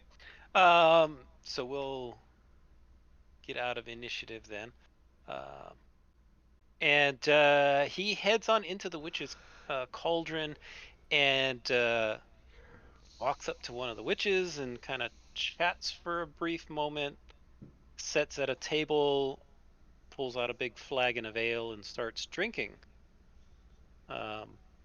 Chatting with a few of the other patrons there. Seems perfectly comfortable and at home sitting there in the cauldron. Apparently, So I'll Sorceria go back has to a low Morgan. drinking age. Or his eyes kind of light up. I'll go back to Morgan. Okay. He's All right. Fluke saw him sit in witch's cauldron. I don't know if people still want to talk. Don't know that he's going to talk very much. He's clearly not child. All right. Well, I'm gonna want to try, but before we go in, I want to ask. I can't remember the guide's name. Amon or something like that. Amen. Yeah. Amen. What's up with the Midnight Boys or whatever? All right. So Eamon kind of shakes his head and says, "Well, that was Midnight Jack. He's the leader of a group of boys you might see, children, running around, and they call themselves the Abracadabra Boys. They know their way around Sorceria better than anyone, really. These little kids they're kind of everywhere. They keep a pulse on the city. Um, they generally it can be very useful. They don't, sometimes they get into a little bit of thievery here and there, or a little bit of whatever. But they're a quick-footed bunch, generally good-hearted, and they can help you find things better than just about anybody else. I don't think you left a pretty good impression on Midnight Jack, however. Uh, if you had, he probably would have given you one of his whistles, his sesame whistles. But as it is, All right. Well, maybe somebody who didn't try to attack him should go in and buy him a drink and see if they can make friends with him. We It's both probably look at not. Ari. Yeah, from one kid to another, I can go in. Maybe Poppy wants to come with us, and they can talk Fey to Fey too. When you glance back and look in the window of the candle shop, Barney's got like 2 candles hanging out of him. He's like, "Ugh." all right, Ari and Poppy, you head on in to the witch's cauldron.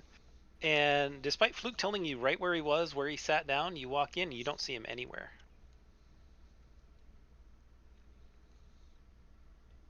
Typical Faye. Should we wait around for a minute? She just looks kind of confused. Is that an alleyway outside? Yes. I just want to watch down the alleyway, just in case I see him move through it. All right. How long do you want to sit and watch? 10 minutes, long enough for them to be in the tavern. I will attempt to hide as well, if there's Okay. any place to try to hide.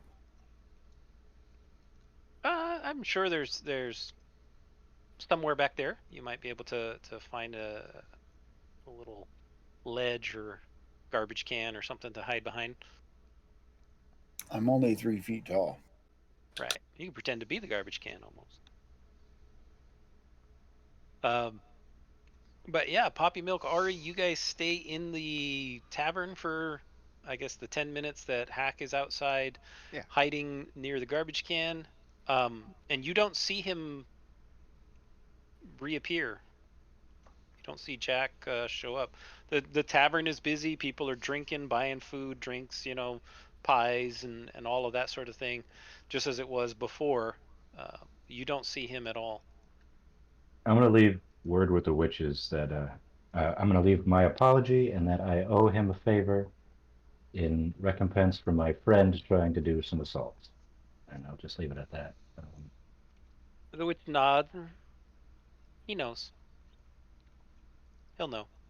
Okie doke. I will. That's ominous, or he leaves. Like, just had enough of that.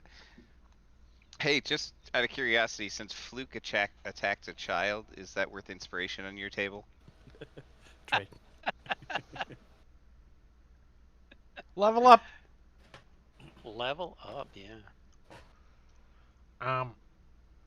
Kalendra said she doesn't need a candle polisher today, so what are you guys up to? As he We're approaches losing Morgan. children in the bar. Well, maybe we should go talk to the teacher. Yeah, we've done enough damage here.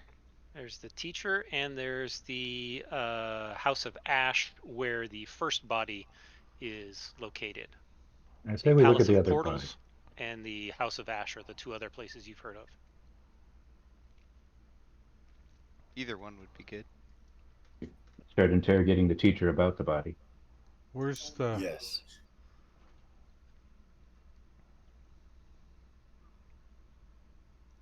I'll ask Amon what are they doing with the body now that we're done with the watchers are done with the investigation.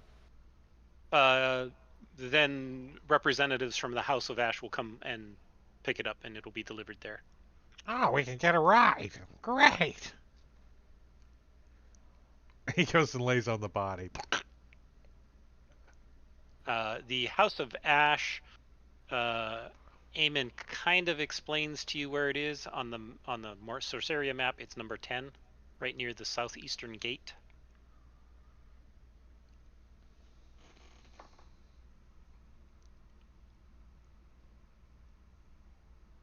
Oh, it's right over there. Let's go there first.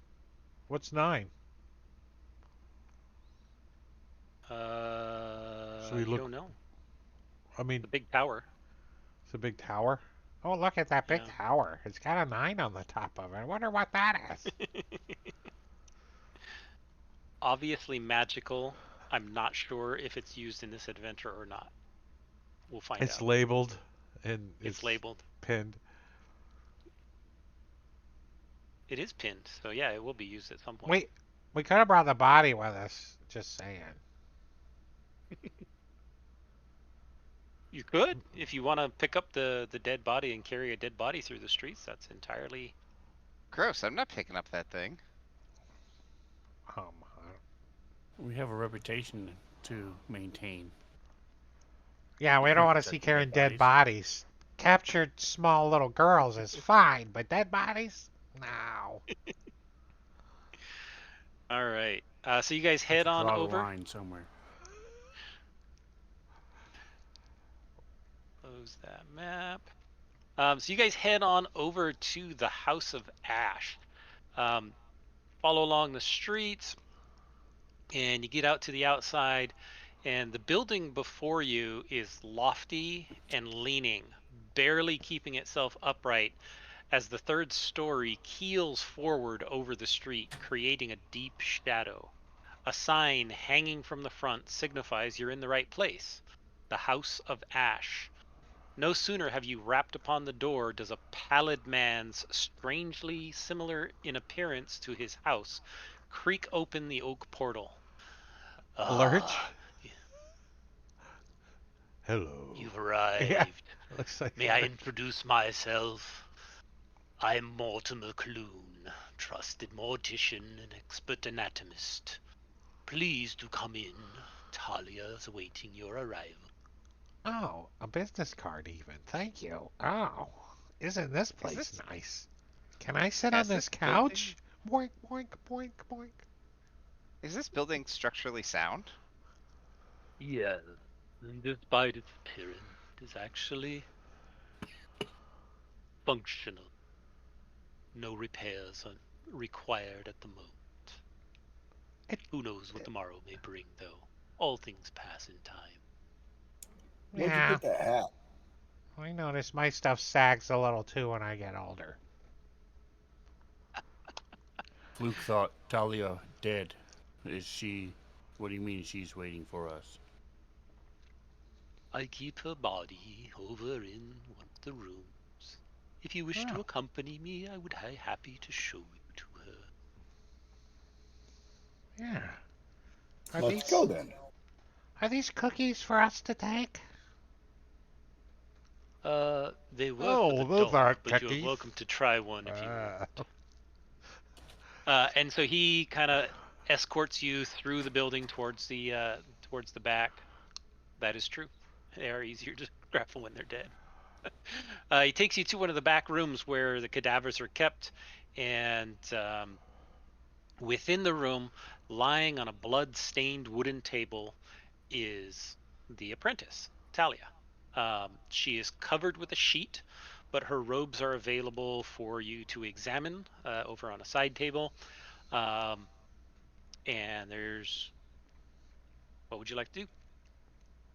oh, Let's have a look at that body. Did it die the same way? All right, taking a cursory look at the body, like Yorin, the cause of death appears to be a slit throat. The wound had been cleaned before being deposited in the master's square, and the body was drained of blood. She was killed no more than 24 hours before her body was found. so she's like 2 days dead now. Yeah. And if you want further information, I can take a perception check or an investigation check from anyone who would like to. What about like a medicine check? And what are you hoping to learn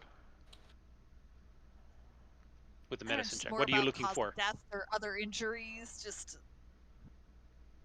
see if there's anything else suspicious on the body that might be more than just the slit throat. Barney's like Okay. tasting her. Taste for ale. All right. So you all are rolling pretty darn good. So I'll give you some more information. Barney, as you get near her, I'm not even going to require the 4 perception check that you rolled, um, because you smell ale. There's an easily discernible scent of yeast infused into her hair. And Mortimer mentions that he had noticed it, but didn't think too much about it. Thought maybe somebody had just spilled a drink on her or something. She, when she was with her friends or something. I think it's the same. He's like had her hair in his mouth. I think it's the same as the other ale. Is it anywhere else on her skin? Could it be Uh, possible that the ale was used to wash the blood away? there is ale stains. No. So there is the robes are clean. They are of a conclave apprentice, but they show no traces of blood and no traces of ale. Why? So somebody slit this little girl's throat after they got her drunk and didn't spill any of her blood? I think. How would And I think. somebody do it that much medicine blood? check, you notice there are no defensive wounds, but again, there are marks around her wrists and ankles which suggest manual restraints were used. But Mortimer did not notice that. 43 months in Gorgio. What's up, bitches? Nice. So, seeing Poppy Milk investigating the body again, I will ask, hey, Poppy Milk, is there a way to tell if this is her original robes? Or did they change her robe? Original to when she was murdered? What she was wearing before, yes. Don't know. I don't have any magic that can do that, but I can try using that investigation check to determine if she was dressed and undressed. Is the robe wrong way round or anything obvious? Okay, so give me an investigation. You rolled a 14. Look for price tags. Yeah, can we use the 14 instead? Bad tailoring. Yeah, Can I use it's the fine. one that was better? Our Nothing name's looks written inside in Sharpie. yeah, nothing's out of place.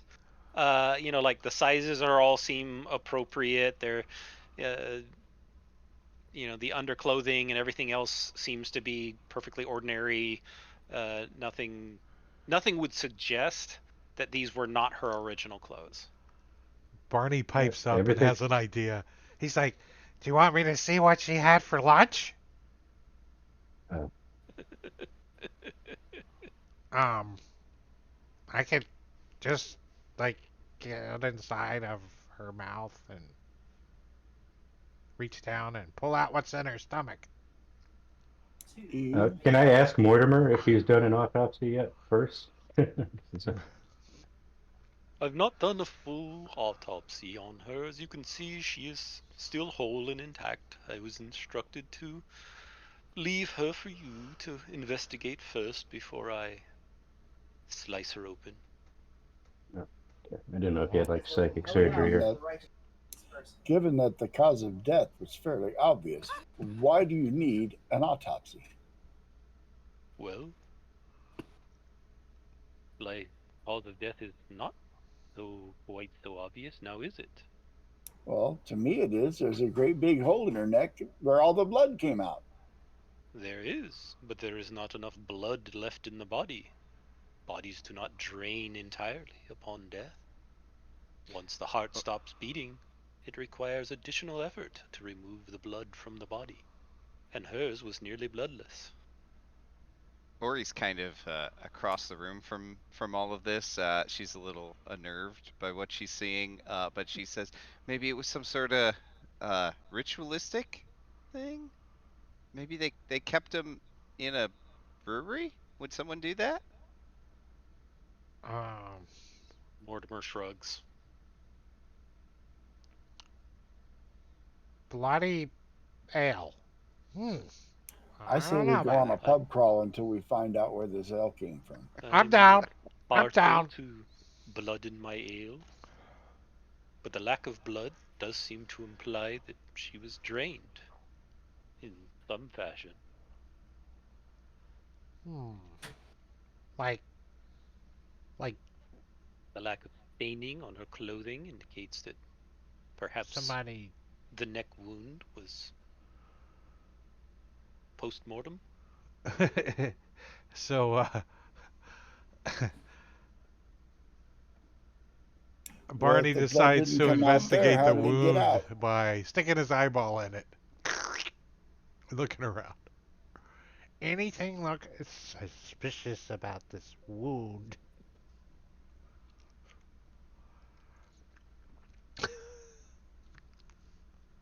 Whoa. Ori is trying not to look, apparently. All right, Poppy and Barney.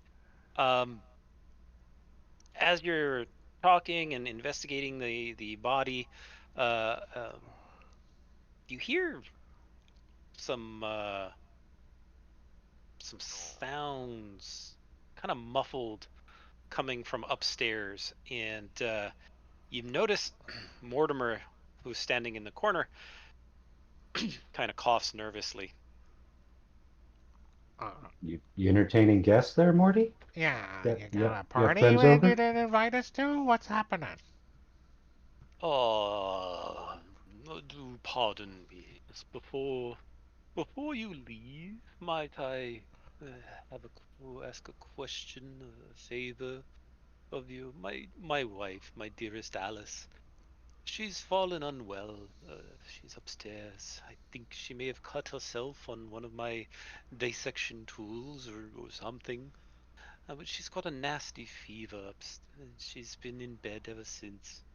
It's been a week now. She's still got an appetite, mind you, but she refuses anything other than steak pies. If you Well, would you mind taking a look at her for me? I'd deeply appreciate it. yeah, I like looking at people that And don't look well. It's kind of fun. Yeah. I'm does he actually seem to trained in be medicine, funky so. about this? Give me an insight check. And is a steak pie like a flump pie? Because that was good. Um, so he seems slightly embarrassed, but he doesn't seem to be deceitful at all. I guess we can do. Does your wife have a business card too? I'm just asking. Here's the ambience of the room on the walls.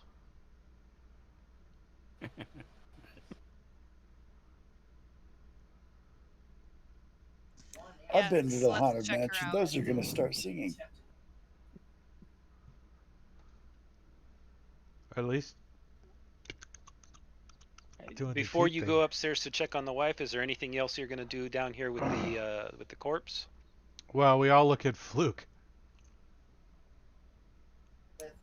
Yeah. I mean, we looked at the robe and the body, right? Or Did did you we want not to look at the robe grapple yet? the? Did you want to grapple it? Practice. You get advantage because they're dead. I do not appreciate your humor. Fluke, no. Find it funny. I was told to apprehend one of the children. I did what I was told. And keep your slimy self away from me. I, it's not so slimy as I'm sticky. It's kind of different.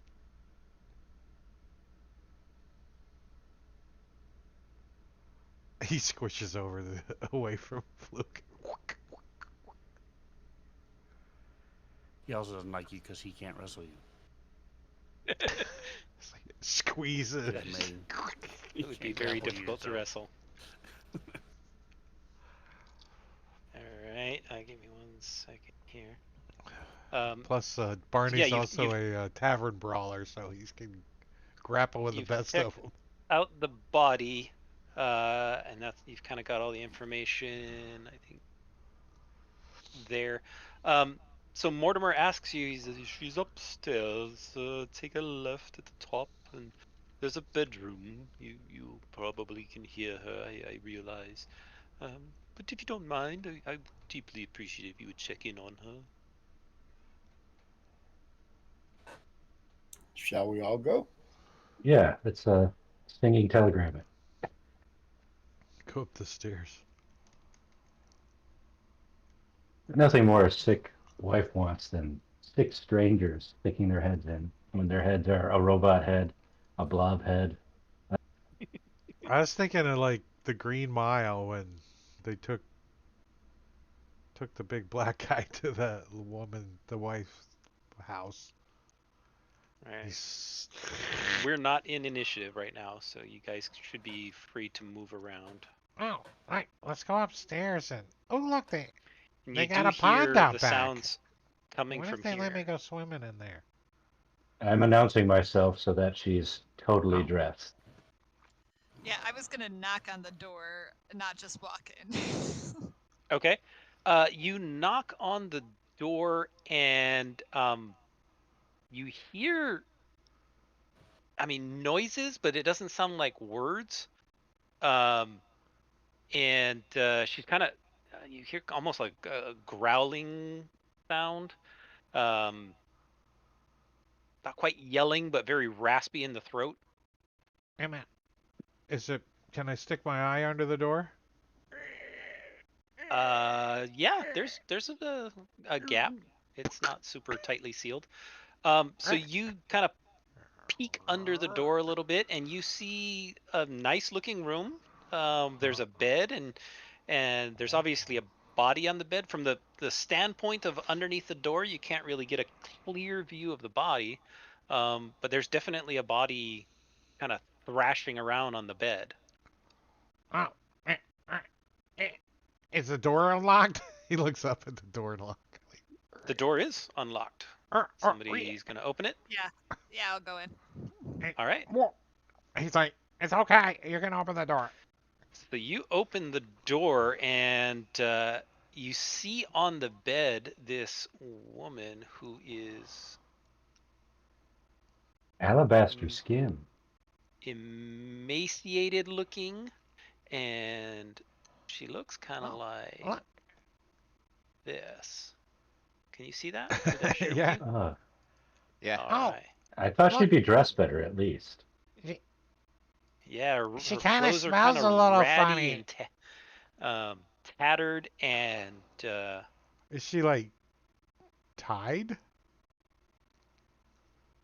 she doesn't appear to be tied. She was under the covers, and the covers are kind of thrashed, and quite a bit of them are shredded. The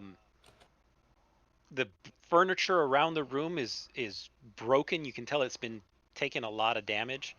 See if there's any. The windows here and by you, Poppy Milk, are boarded up, so no light is getting through them.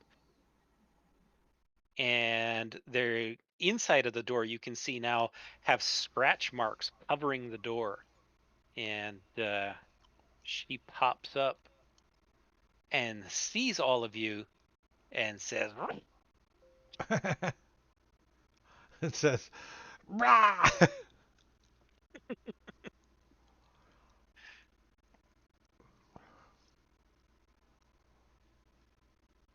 yeah, start as she appears obviously aggressive.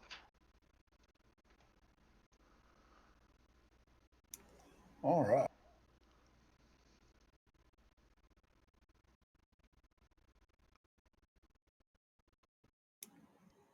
Actually, no. I'm going to stay right where I'm at.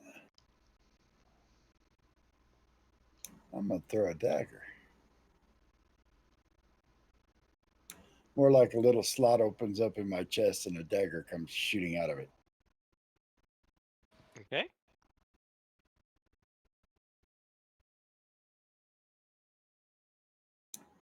Let me see if the 2.5D view worked the way it's supposed to. Oh, nice. It's a great start to our first combat that isn't against children. Against an old guy's wife. Yeah. An old guy's thick Don't wife. know how much better that is on the scale of things. Holy crap. That should have only been my sneak attack should have only been 1 die, not 2.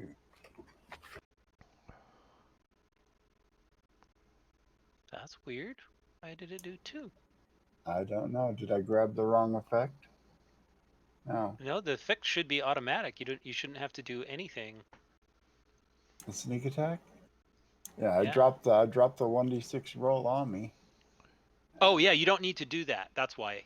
Oh, okay. The sneak attack, you don't have to do anything. Just roll the attack, and it should automate that. You don't have to put the. So I'm gonna take those 4 Take it and all off, 2 and off. Okay. I'll re-roll. All right. Well, that's not gonna work this time because. Oh, because I didn't put the critical. I didn't put the Sneak attack. Here, just.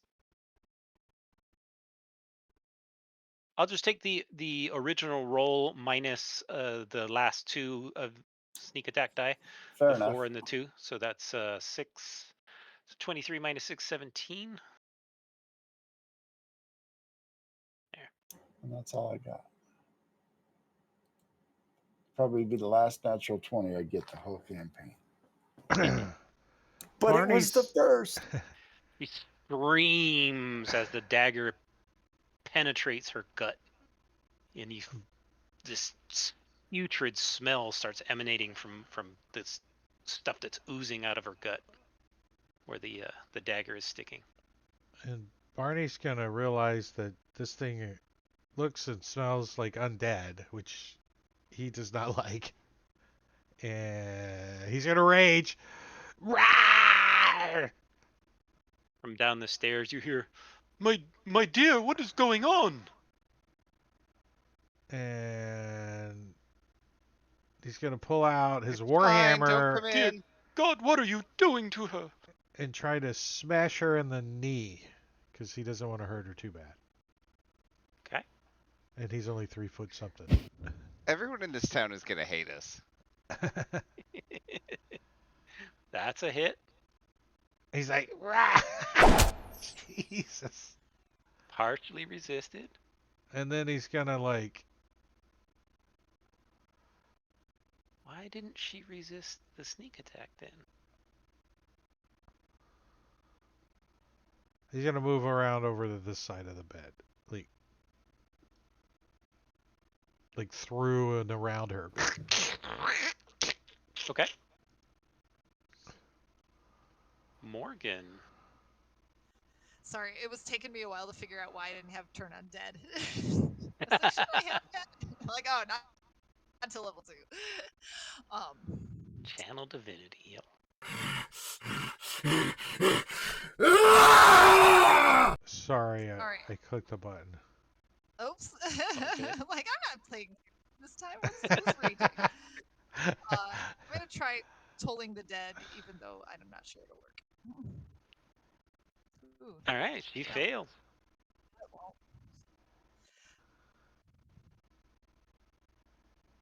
You got to roll the damage before you pass your turn. Oh, sorry. Oops. Failed means that's a good thing.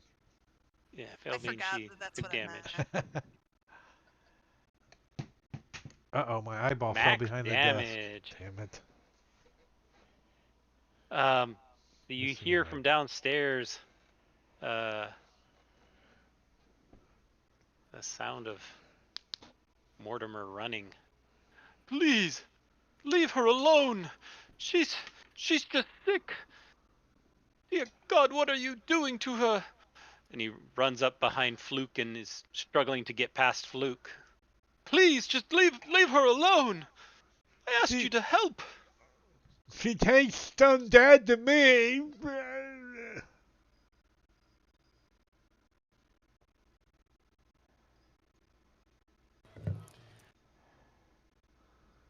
All right. So, do we hear him? From Yeah, downstairs? he's up behind you right now. He's right behind you right now. Can you there not he see is. him? Yes. Oh yeah. I see him now.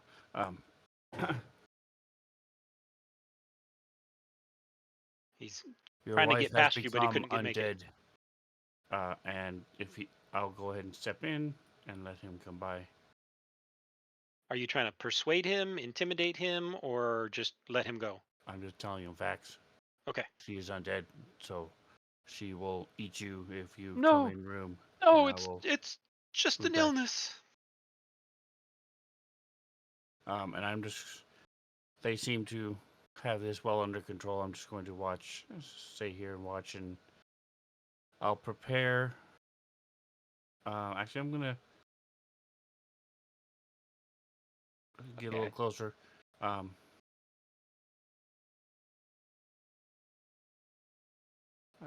can't really do non-lethal damage with a dart. You can if you put some poopy on the end of it. Not with ranged or spells. Only melee. Little dog dookie? So I'll just prepare a ready in action to put myself in between him and anybody that if he tries to attack them. Okay. He being Mortimer? Yes. Okay. If he tries to attack any of the other party members, I'll try to protect him. Alice is apparently now raging because Barney decided to share his rage with her. Oh, is that what happened? Yeah, that's why it was applied. it went twice. Once was on her and once was on yourself. Well, no, I checked it the second time. That's when it. We can't see just her, checked it so off. we don't know. You can't? I can see her. Well, not in the combat tracker.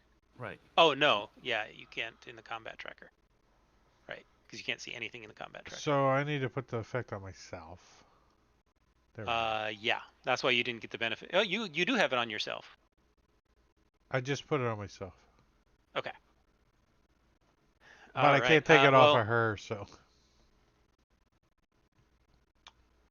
He jumps up and you hear just for a moment, hungry, as she reaches forward to try and bite Morgan. Guess he doesn't like lime juice. I don't blame I her. don't blame her. Most people do. Crit. Just a second. All right.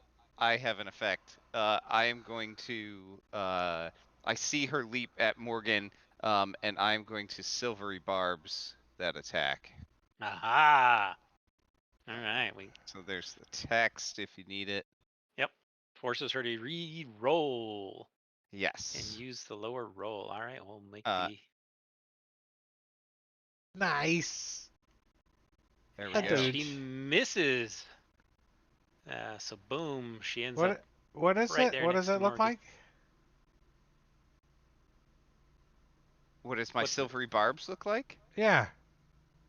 Oh, I hadn't thought about it like at all. Little fish hooks that appear, embed themselves in her back and pull her backwards, making her miss. Oh Something like that. gosh, What? it's so violent. She's not even a child, John. It's barbs in her silvery. Yeah. And like then, something from a Hellraiser kind of thing going on here. Yeah. Since Morgan was the target of the attack, I'll give her the reroll thing. Morgan, you have advantage on your next attack, ability check, or saving throw within the next minute. Okay. You can just click advantage and then you're good. All right. Well, that was Alice's turn. Poppy milk. I'm going to be apologizing profusely as I fly to near the bathroom, so I'm ready to vomit if I end this person's. I'm going to try to hit her with Eldritch Blast. Okay.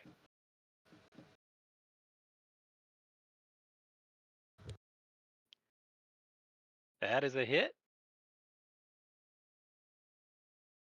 Oh, good, I didn't kill her. I'm still going to duck into the bathroom and start throwing up. Okay. It smells pretty foul in there. Yeah, but not after a fairy throws up. It smells all pleasant and flowery now. Smells of lavender. Violets. Grapefruit. Ari. Ori pokes her head out the door and says, "Your wife is going crazy in here. You better get in here and calm her down before somebody gets hurt." And then she just backs up into the corner. Okay. Luke.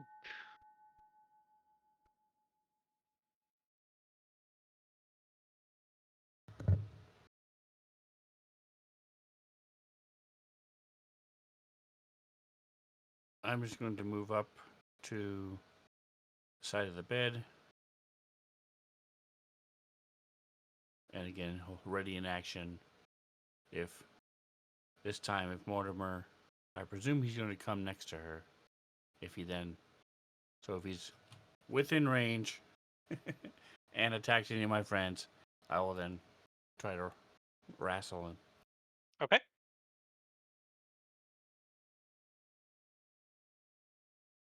All right.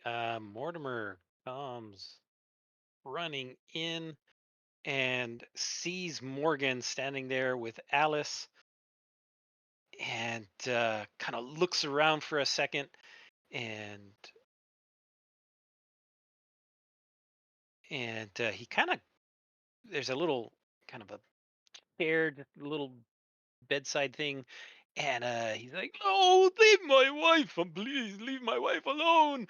And he grabs it and he tries to swing it at Morgan.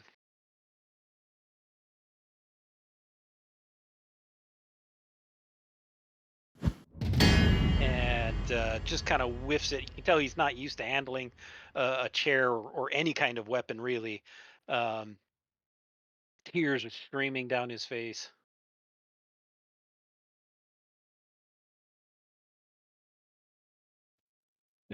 Again, so many apologies. Eldritch Blast. Let's see. We assaulted a kid. We killed a guy's wife. This is. She was already dead.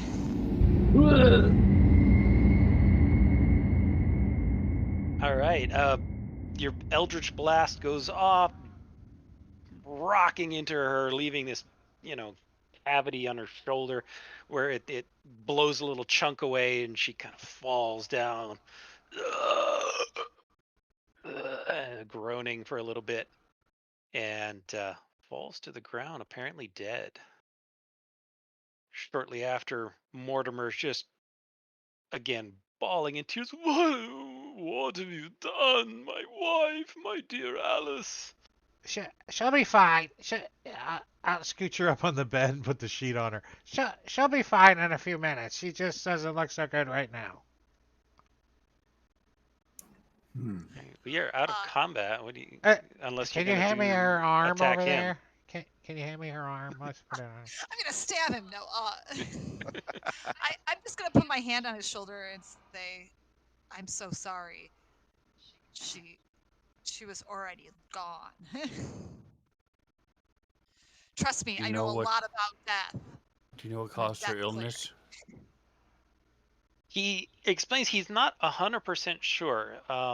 It's been about a week. He suspects that maybe she nicked herself with one of his dissection tools, and that may have gotten some kind of an infection due to that.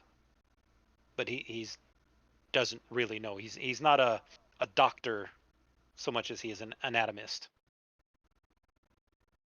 Her hair doesn't have any ale taste to it.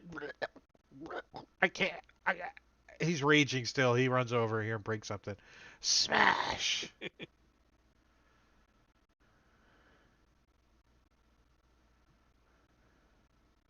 What was that, Robin? You were saying? Do we know that just being nicked with something would cause someone to become undead? Like, do we know reasons why somebody might become undead? There's many different possible reasons people can become undead, either through you know various forms of magic, various forms of potential magical disease. You're in a highly magical area, so who knows what could have been on those scalpels. He may have been performing an autopsy on a zombie for all you know. But it wasn't either one of the two dead bodies because they've only been here 2 days. Correct. So it was not one of the dead bodies. Not really a lot to do with our investigation. Without touching the body at all, she's gonna take a look at the corpse. Just kind of glance it over real quick, see if there's anything out of the ordinary.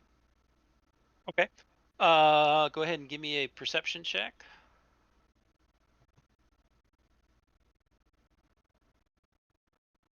All right. You take a pretty good look at her. You don't see anything that stands out excessively.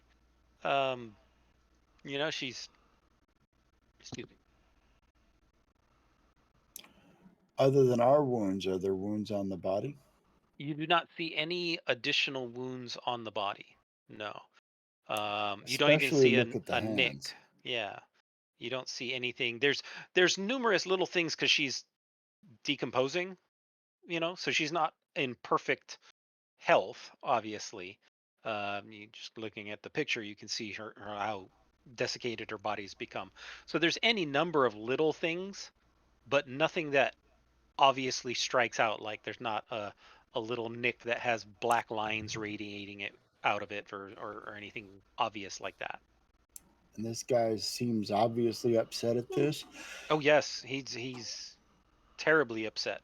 Can I have an insight check to see if maybe this is an act? Sure. Go ahead and give me an I mean, insight I'm check. horrible at insight, but I'll take the check. It's all right. Hey, not that horrible. Um, you think he is entirely sincere. Um, he just did not want. It seems like he just did not want to accept the fact that his wife had passed. He did not. He could not handle that bit of information, and so he shut it off in his mind and seems to have ignored it. I don't like undead, especially undead. So I'm gonna go out in the hallway. All right. Dead undead. Creeps me out.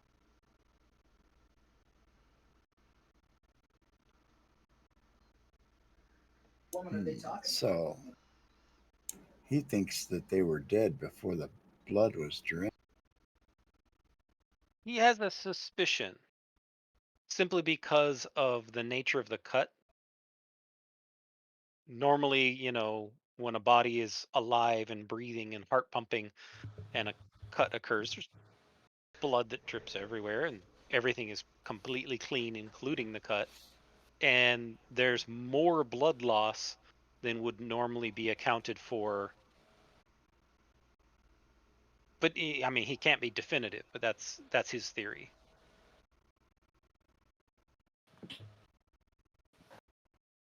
Have you found anything unusual while you were caring for her? Did she have like a strange little bag of spices under her bed or any kind of odd carvings or anything like that? No, nothing of that nature. She was a good wife. She treated me well, except for the past week. I told her so many times to not come in. She's not trained, but she did. She must have, I assume, exposed herself somehow.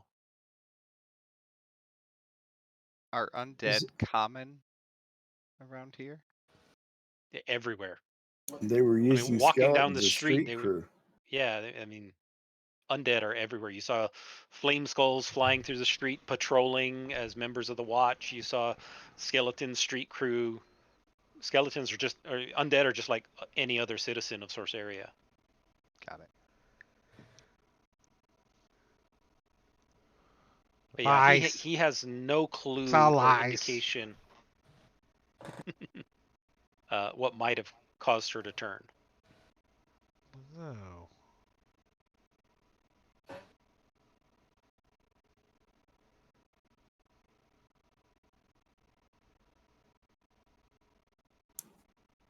Do we need help carrying them down the stairs? No, leave her here in our bed. I will care for her. Thank you, though. Oh. I That's will lay her creepy. to rest. I'm wondering. Oh. Does anybody else live in this building besides you? Not anymore. Years ago, my children lived here with us. It was a family home, several generations now, although I am the first mortician. The rest of the family was a jolly lot. That's hard to imagine.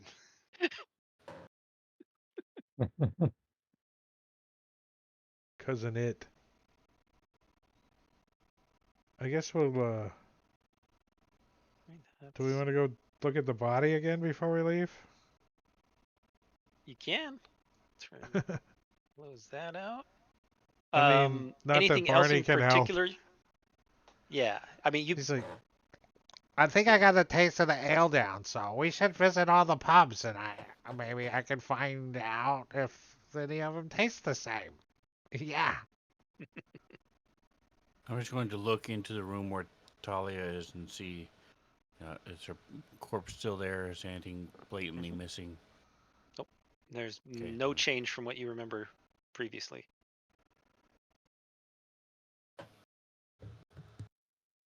Her robes are still in the same spot on the corner. She's still laying on the table under the sheet in the same way, same position.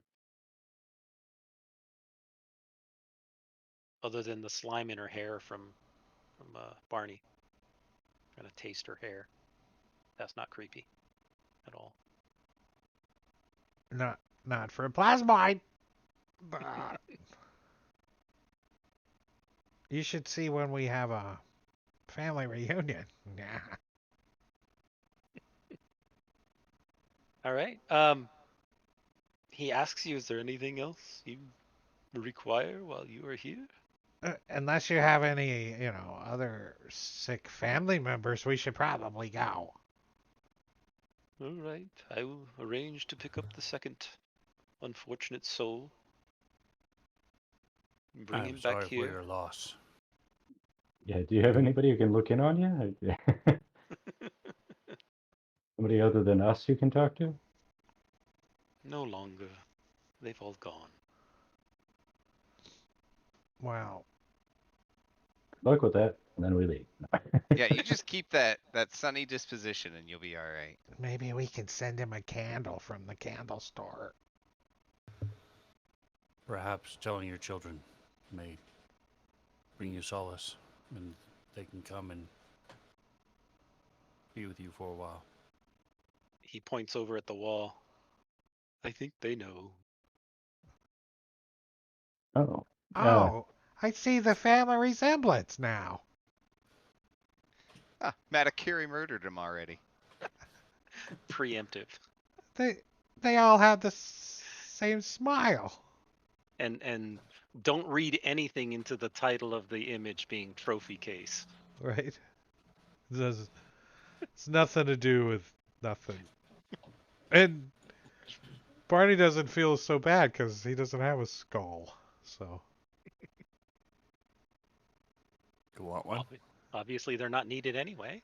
He's like, I guess I could keep my eyeballs in one of those if I had one. All right. You could float a skull inside you and we could see it in your head. That would be cool. I'll pass. Undead. The other spot Ammon had mentioned was the Palace of Portals, where the teacher,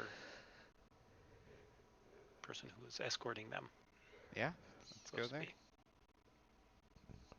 And we'll stop at any tavern on the way to sample the ales. So all would right. one call that a Somebody has to buy, though. zombie or a ghoul? Barney's like, she was she had undead fortitude. I think she's a zombie. are we doing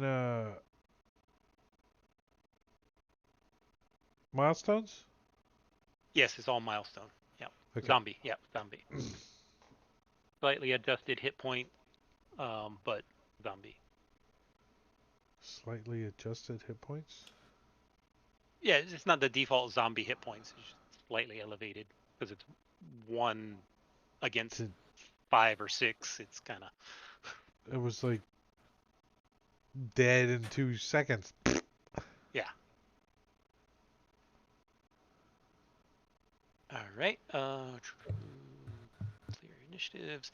So you guys gonna head on over to the Palace of Portals? Is that... Yes, I think that's where we need to go next. Yeah. What number's the palace? Good question. Where is 13? Palace of Portals on here? Guessing. Palace of Portals is 15. Oh. So Over here. Over here. Yep. You It's like a meander on through 45, town. It takes 45 you like minute. an hour and a half to find it because you weren't sure where you were going and you didn't have the abracadabra boys to guide you like they were supposed to provide. Um,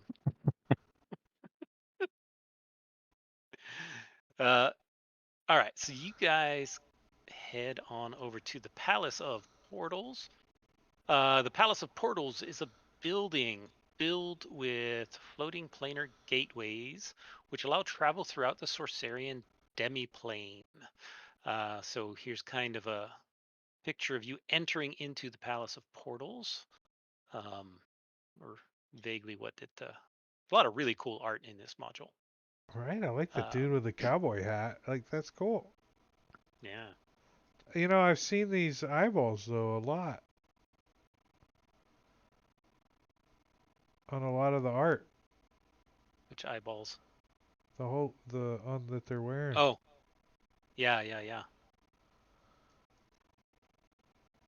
That's interesting. I don't even know what that is. It was a couple of people in They're the other image had them on. that may be the artist's representation of the amulet you're all supposed to be wearing, because all three of them are wearing that. Okay, cool. So as you enter, soaring up into the gloomy skies above you is a looming edifice of twisted glass and metal.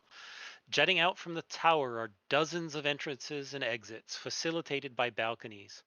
From these platforms, you see the coming and going of magical creatures preoccupied with their current travel plans, eager to get on with their daily duties. Um,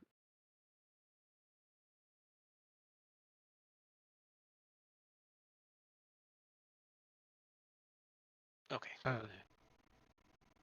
So as you arrive, a bald man wearing black clothing and a long black cloak and boots.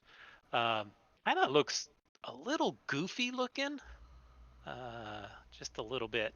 Um, he comes up to you and starts to talk, and just as he's about to start his speech, let me read this. Inside the palace is a series of floating portals, most of which are bounded by stone circles and rest atop floating platforms. Silhouetted against the swirling light passing through the twisted glass and metal from outside, wizards and their associates come and go through these portals faster than the eye can keep track. Before long, an elderly man hobbles in your direction. Before he has the chance to open his mouth, a tiny blue creature appears on his shoulder and says, "We don't have time for this today. State your intentions briskly, if you please," in a rather curt tone. The man introduces himself as Rowan Adder. Nice. Oh, my name's Marnie. Nice to meet you. That's very good Is to he meet you wearing too. a Watcher badge, or is that a different badge on his buckle there? He is not a watcher like you are. He is, however, a member of the Black Wizards, He's a cop. which well, the Black Wizards is kind of like a municipal organization, and then within that there's a subset that are the cops. So he's a town council member. Kind of, yeah. He he's one of the managers here of this portal place. We're here to talk to the guy who was with the kids. Yeah. Can you tell us where he's at? He scratches his head for a moment and looks at you. "You're wearing amulets. Those amulets. I Oh, know those it's amulets." like this one? "Yes, those amulets. Now, what can Uh-huh. I do for you?"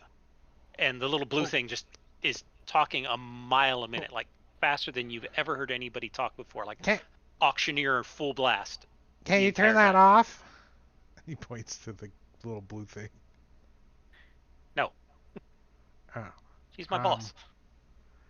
I, I we're I say to Mr. Bean, we're here to see Geralt. Garrett, Garrett, Yeah, Garrett. yeah. You mean Relegant? Yes. Geralt.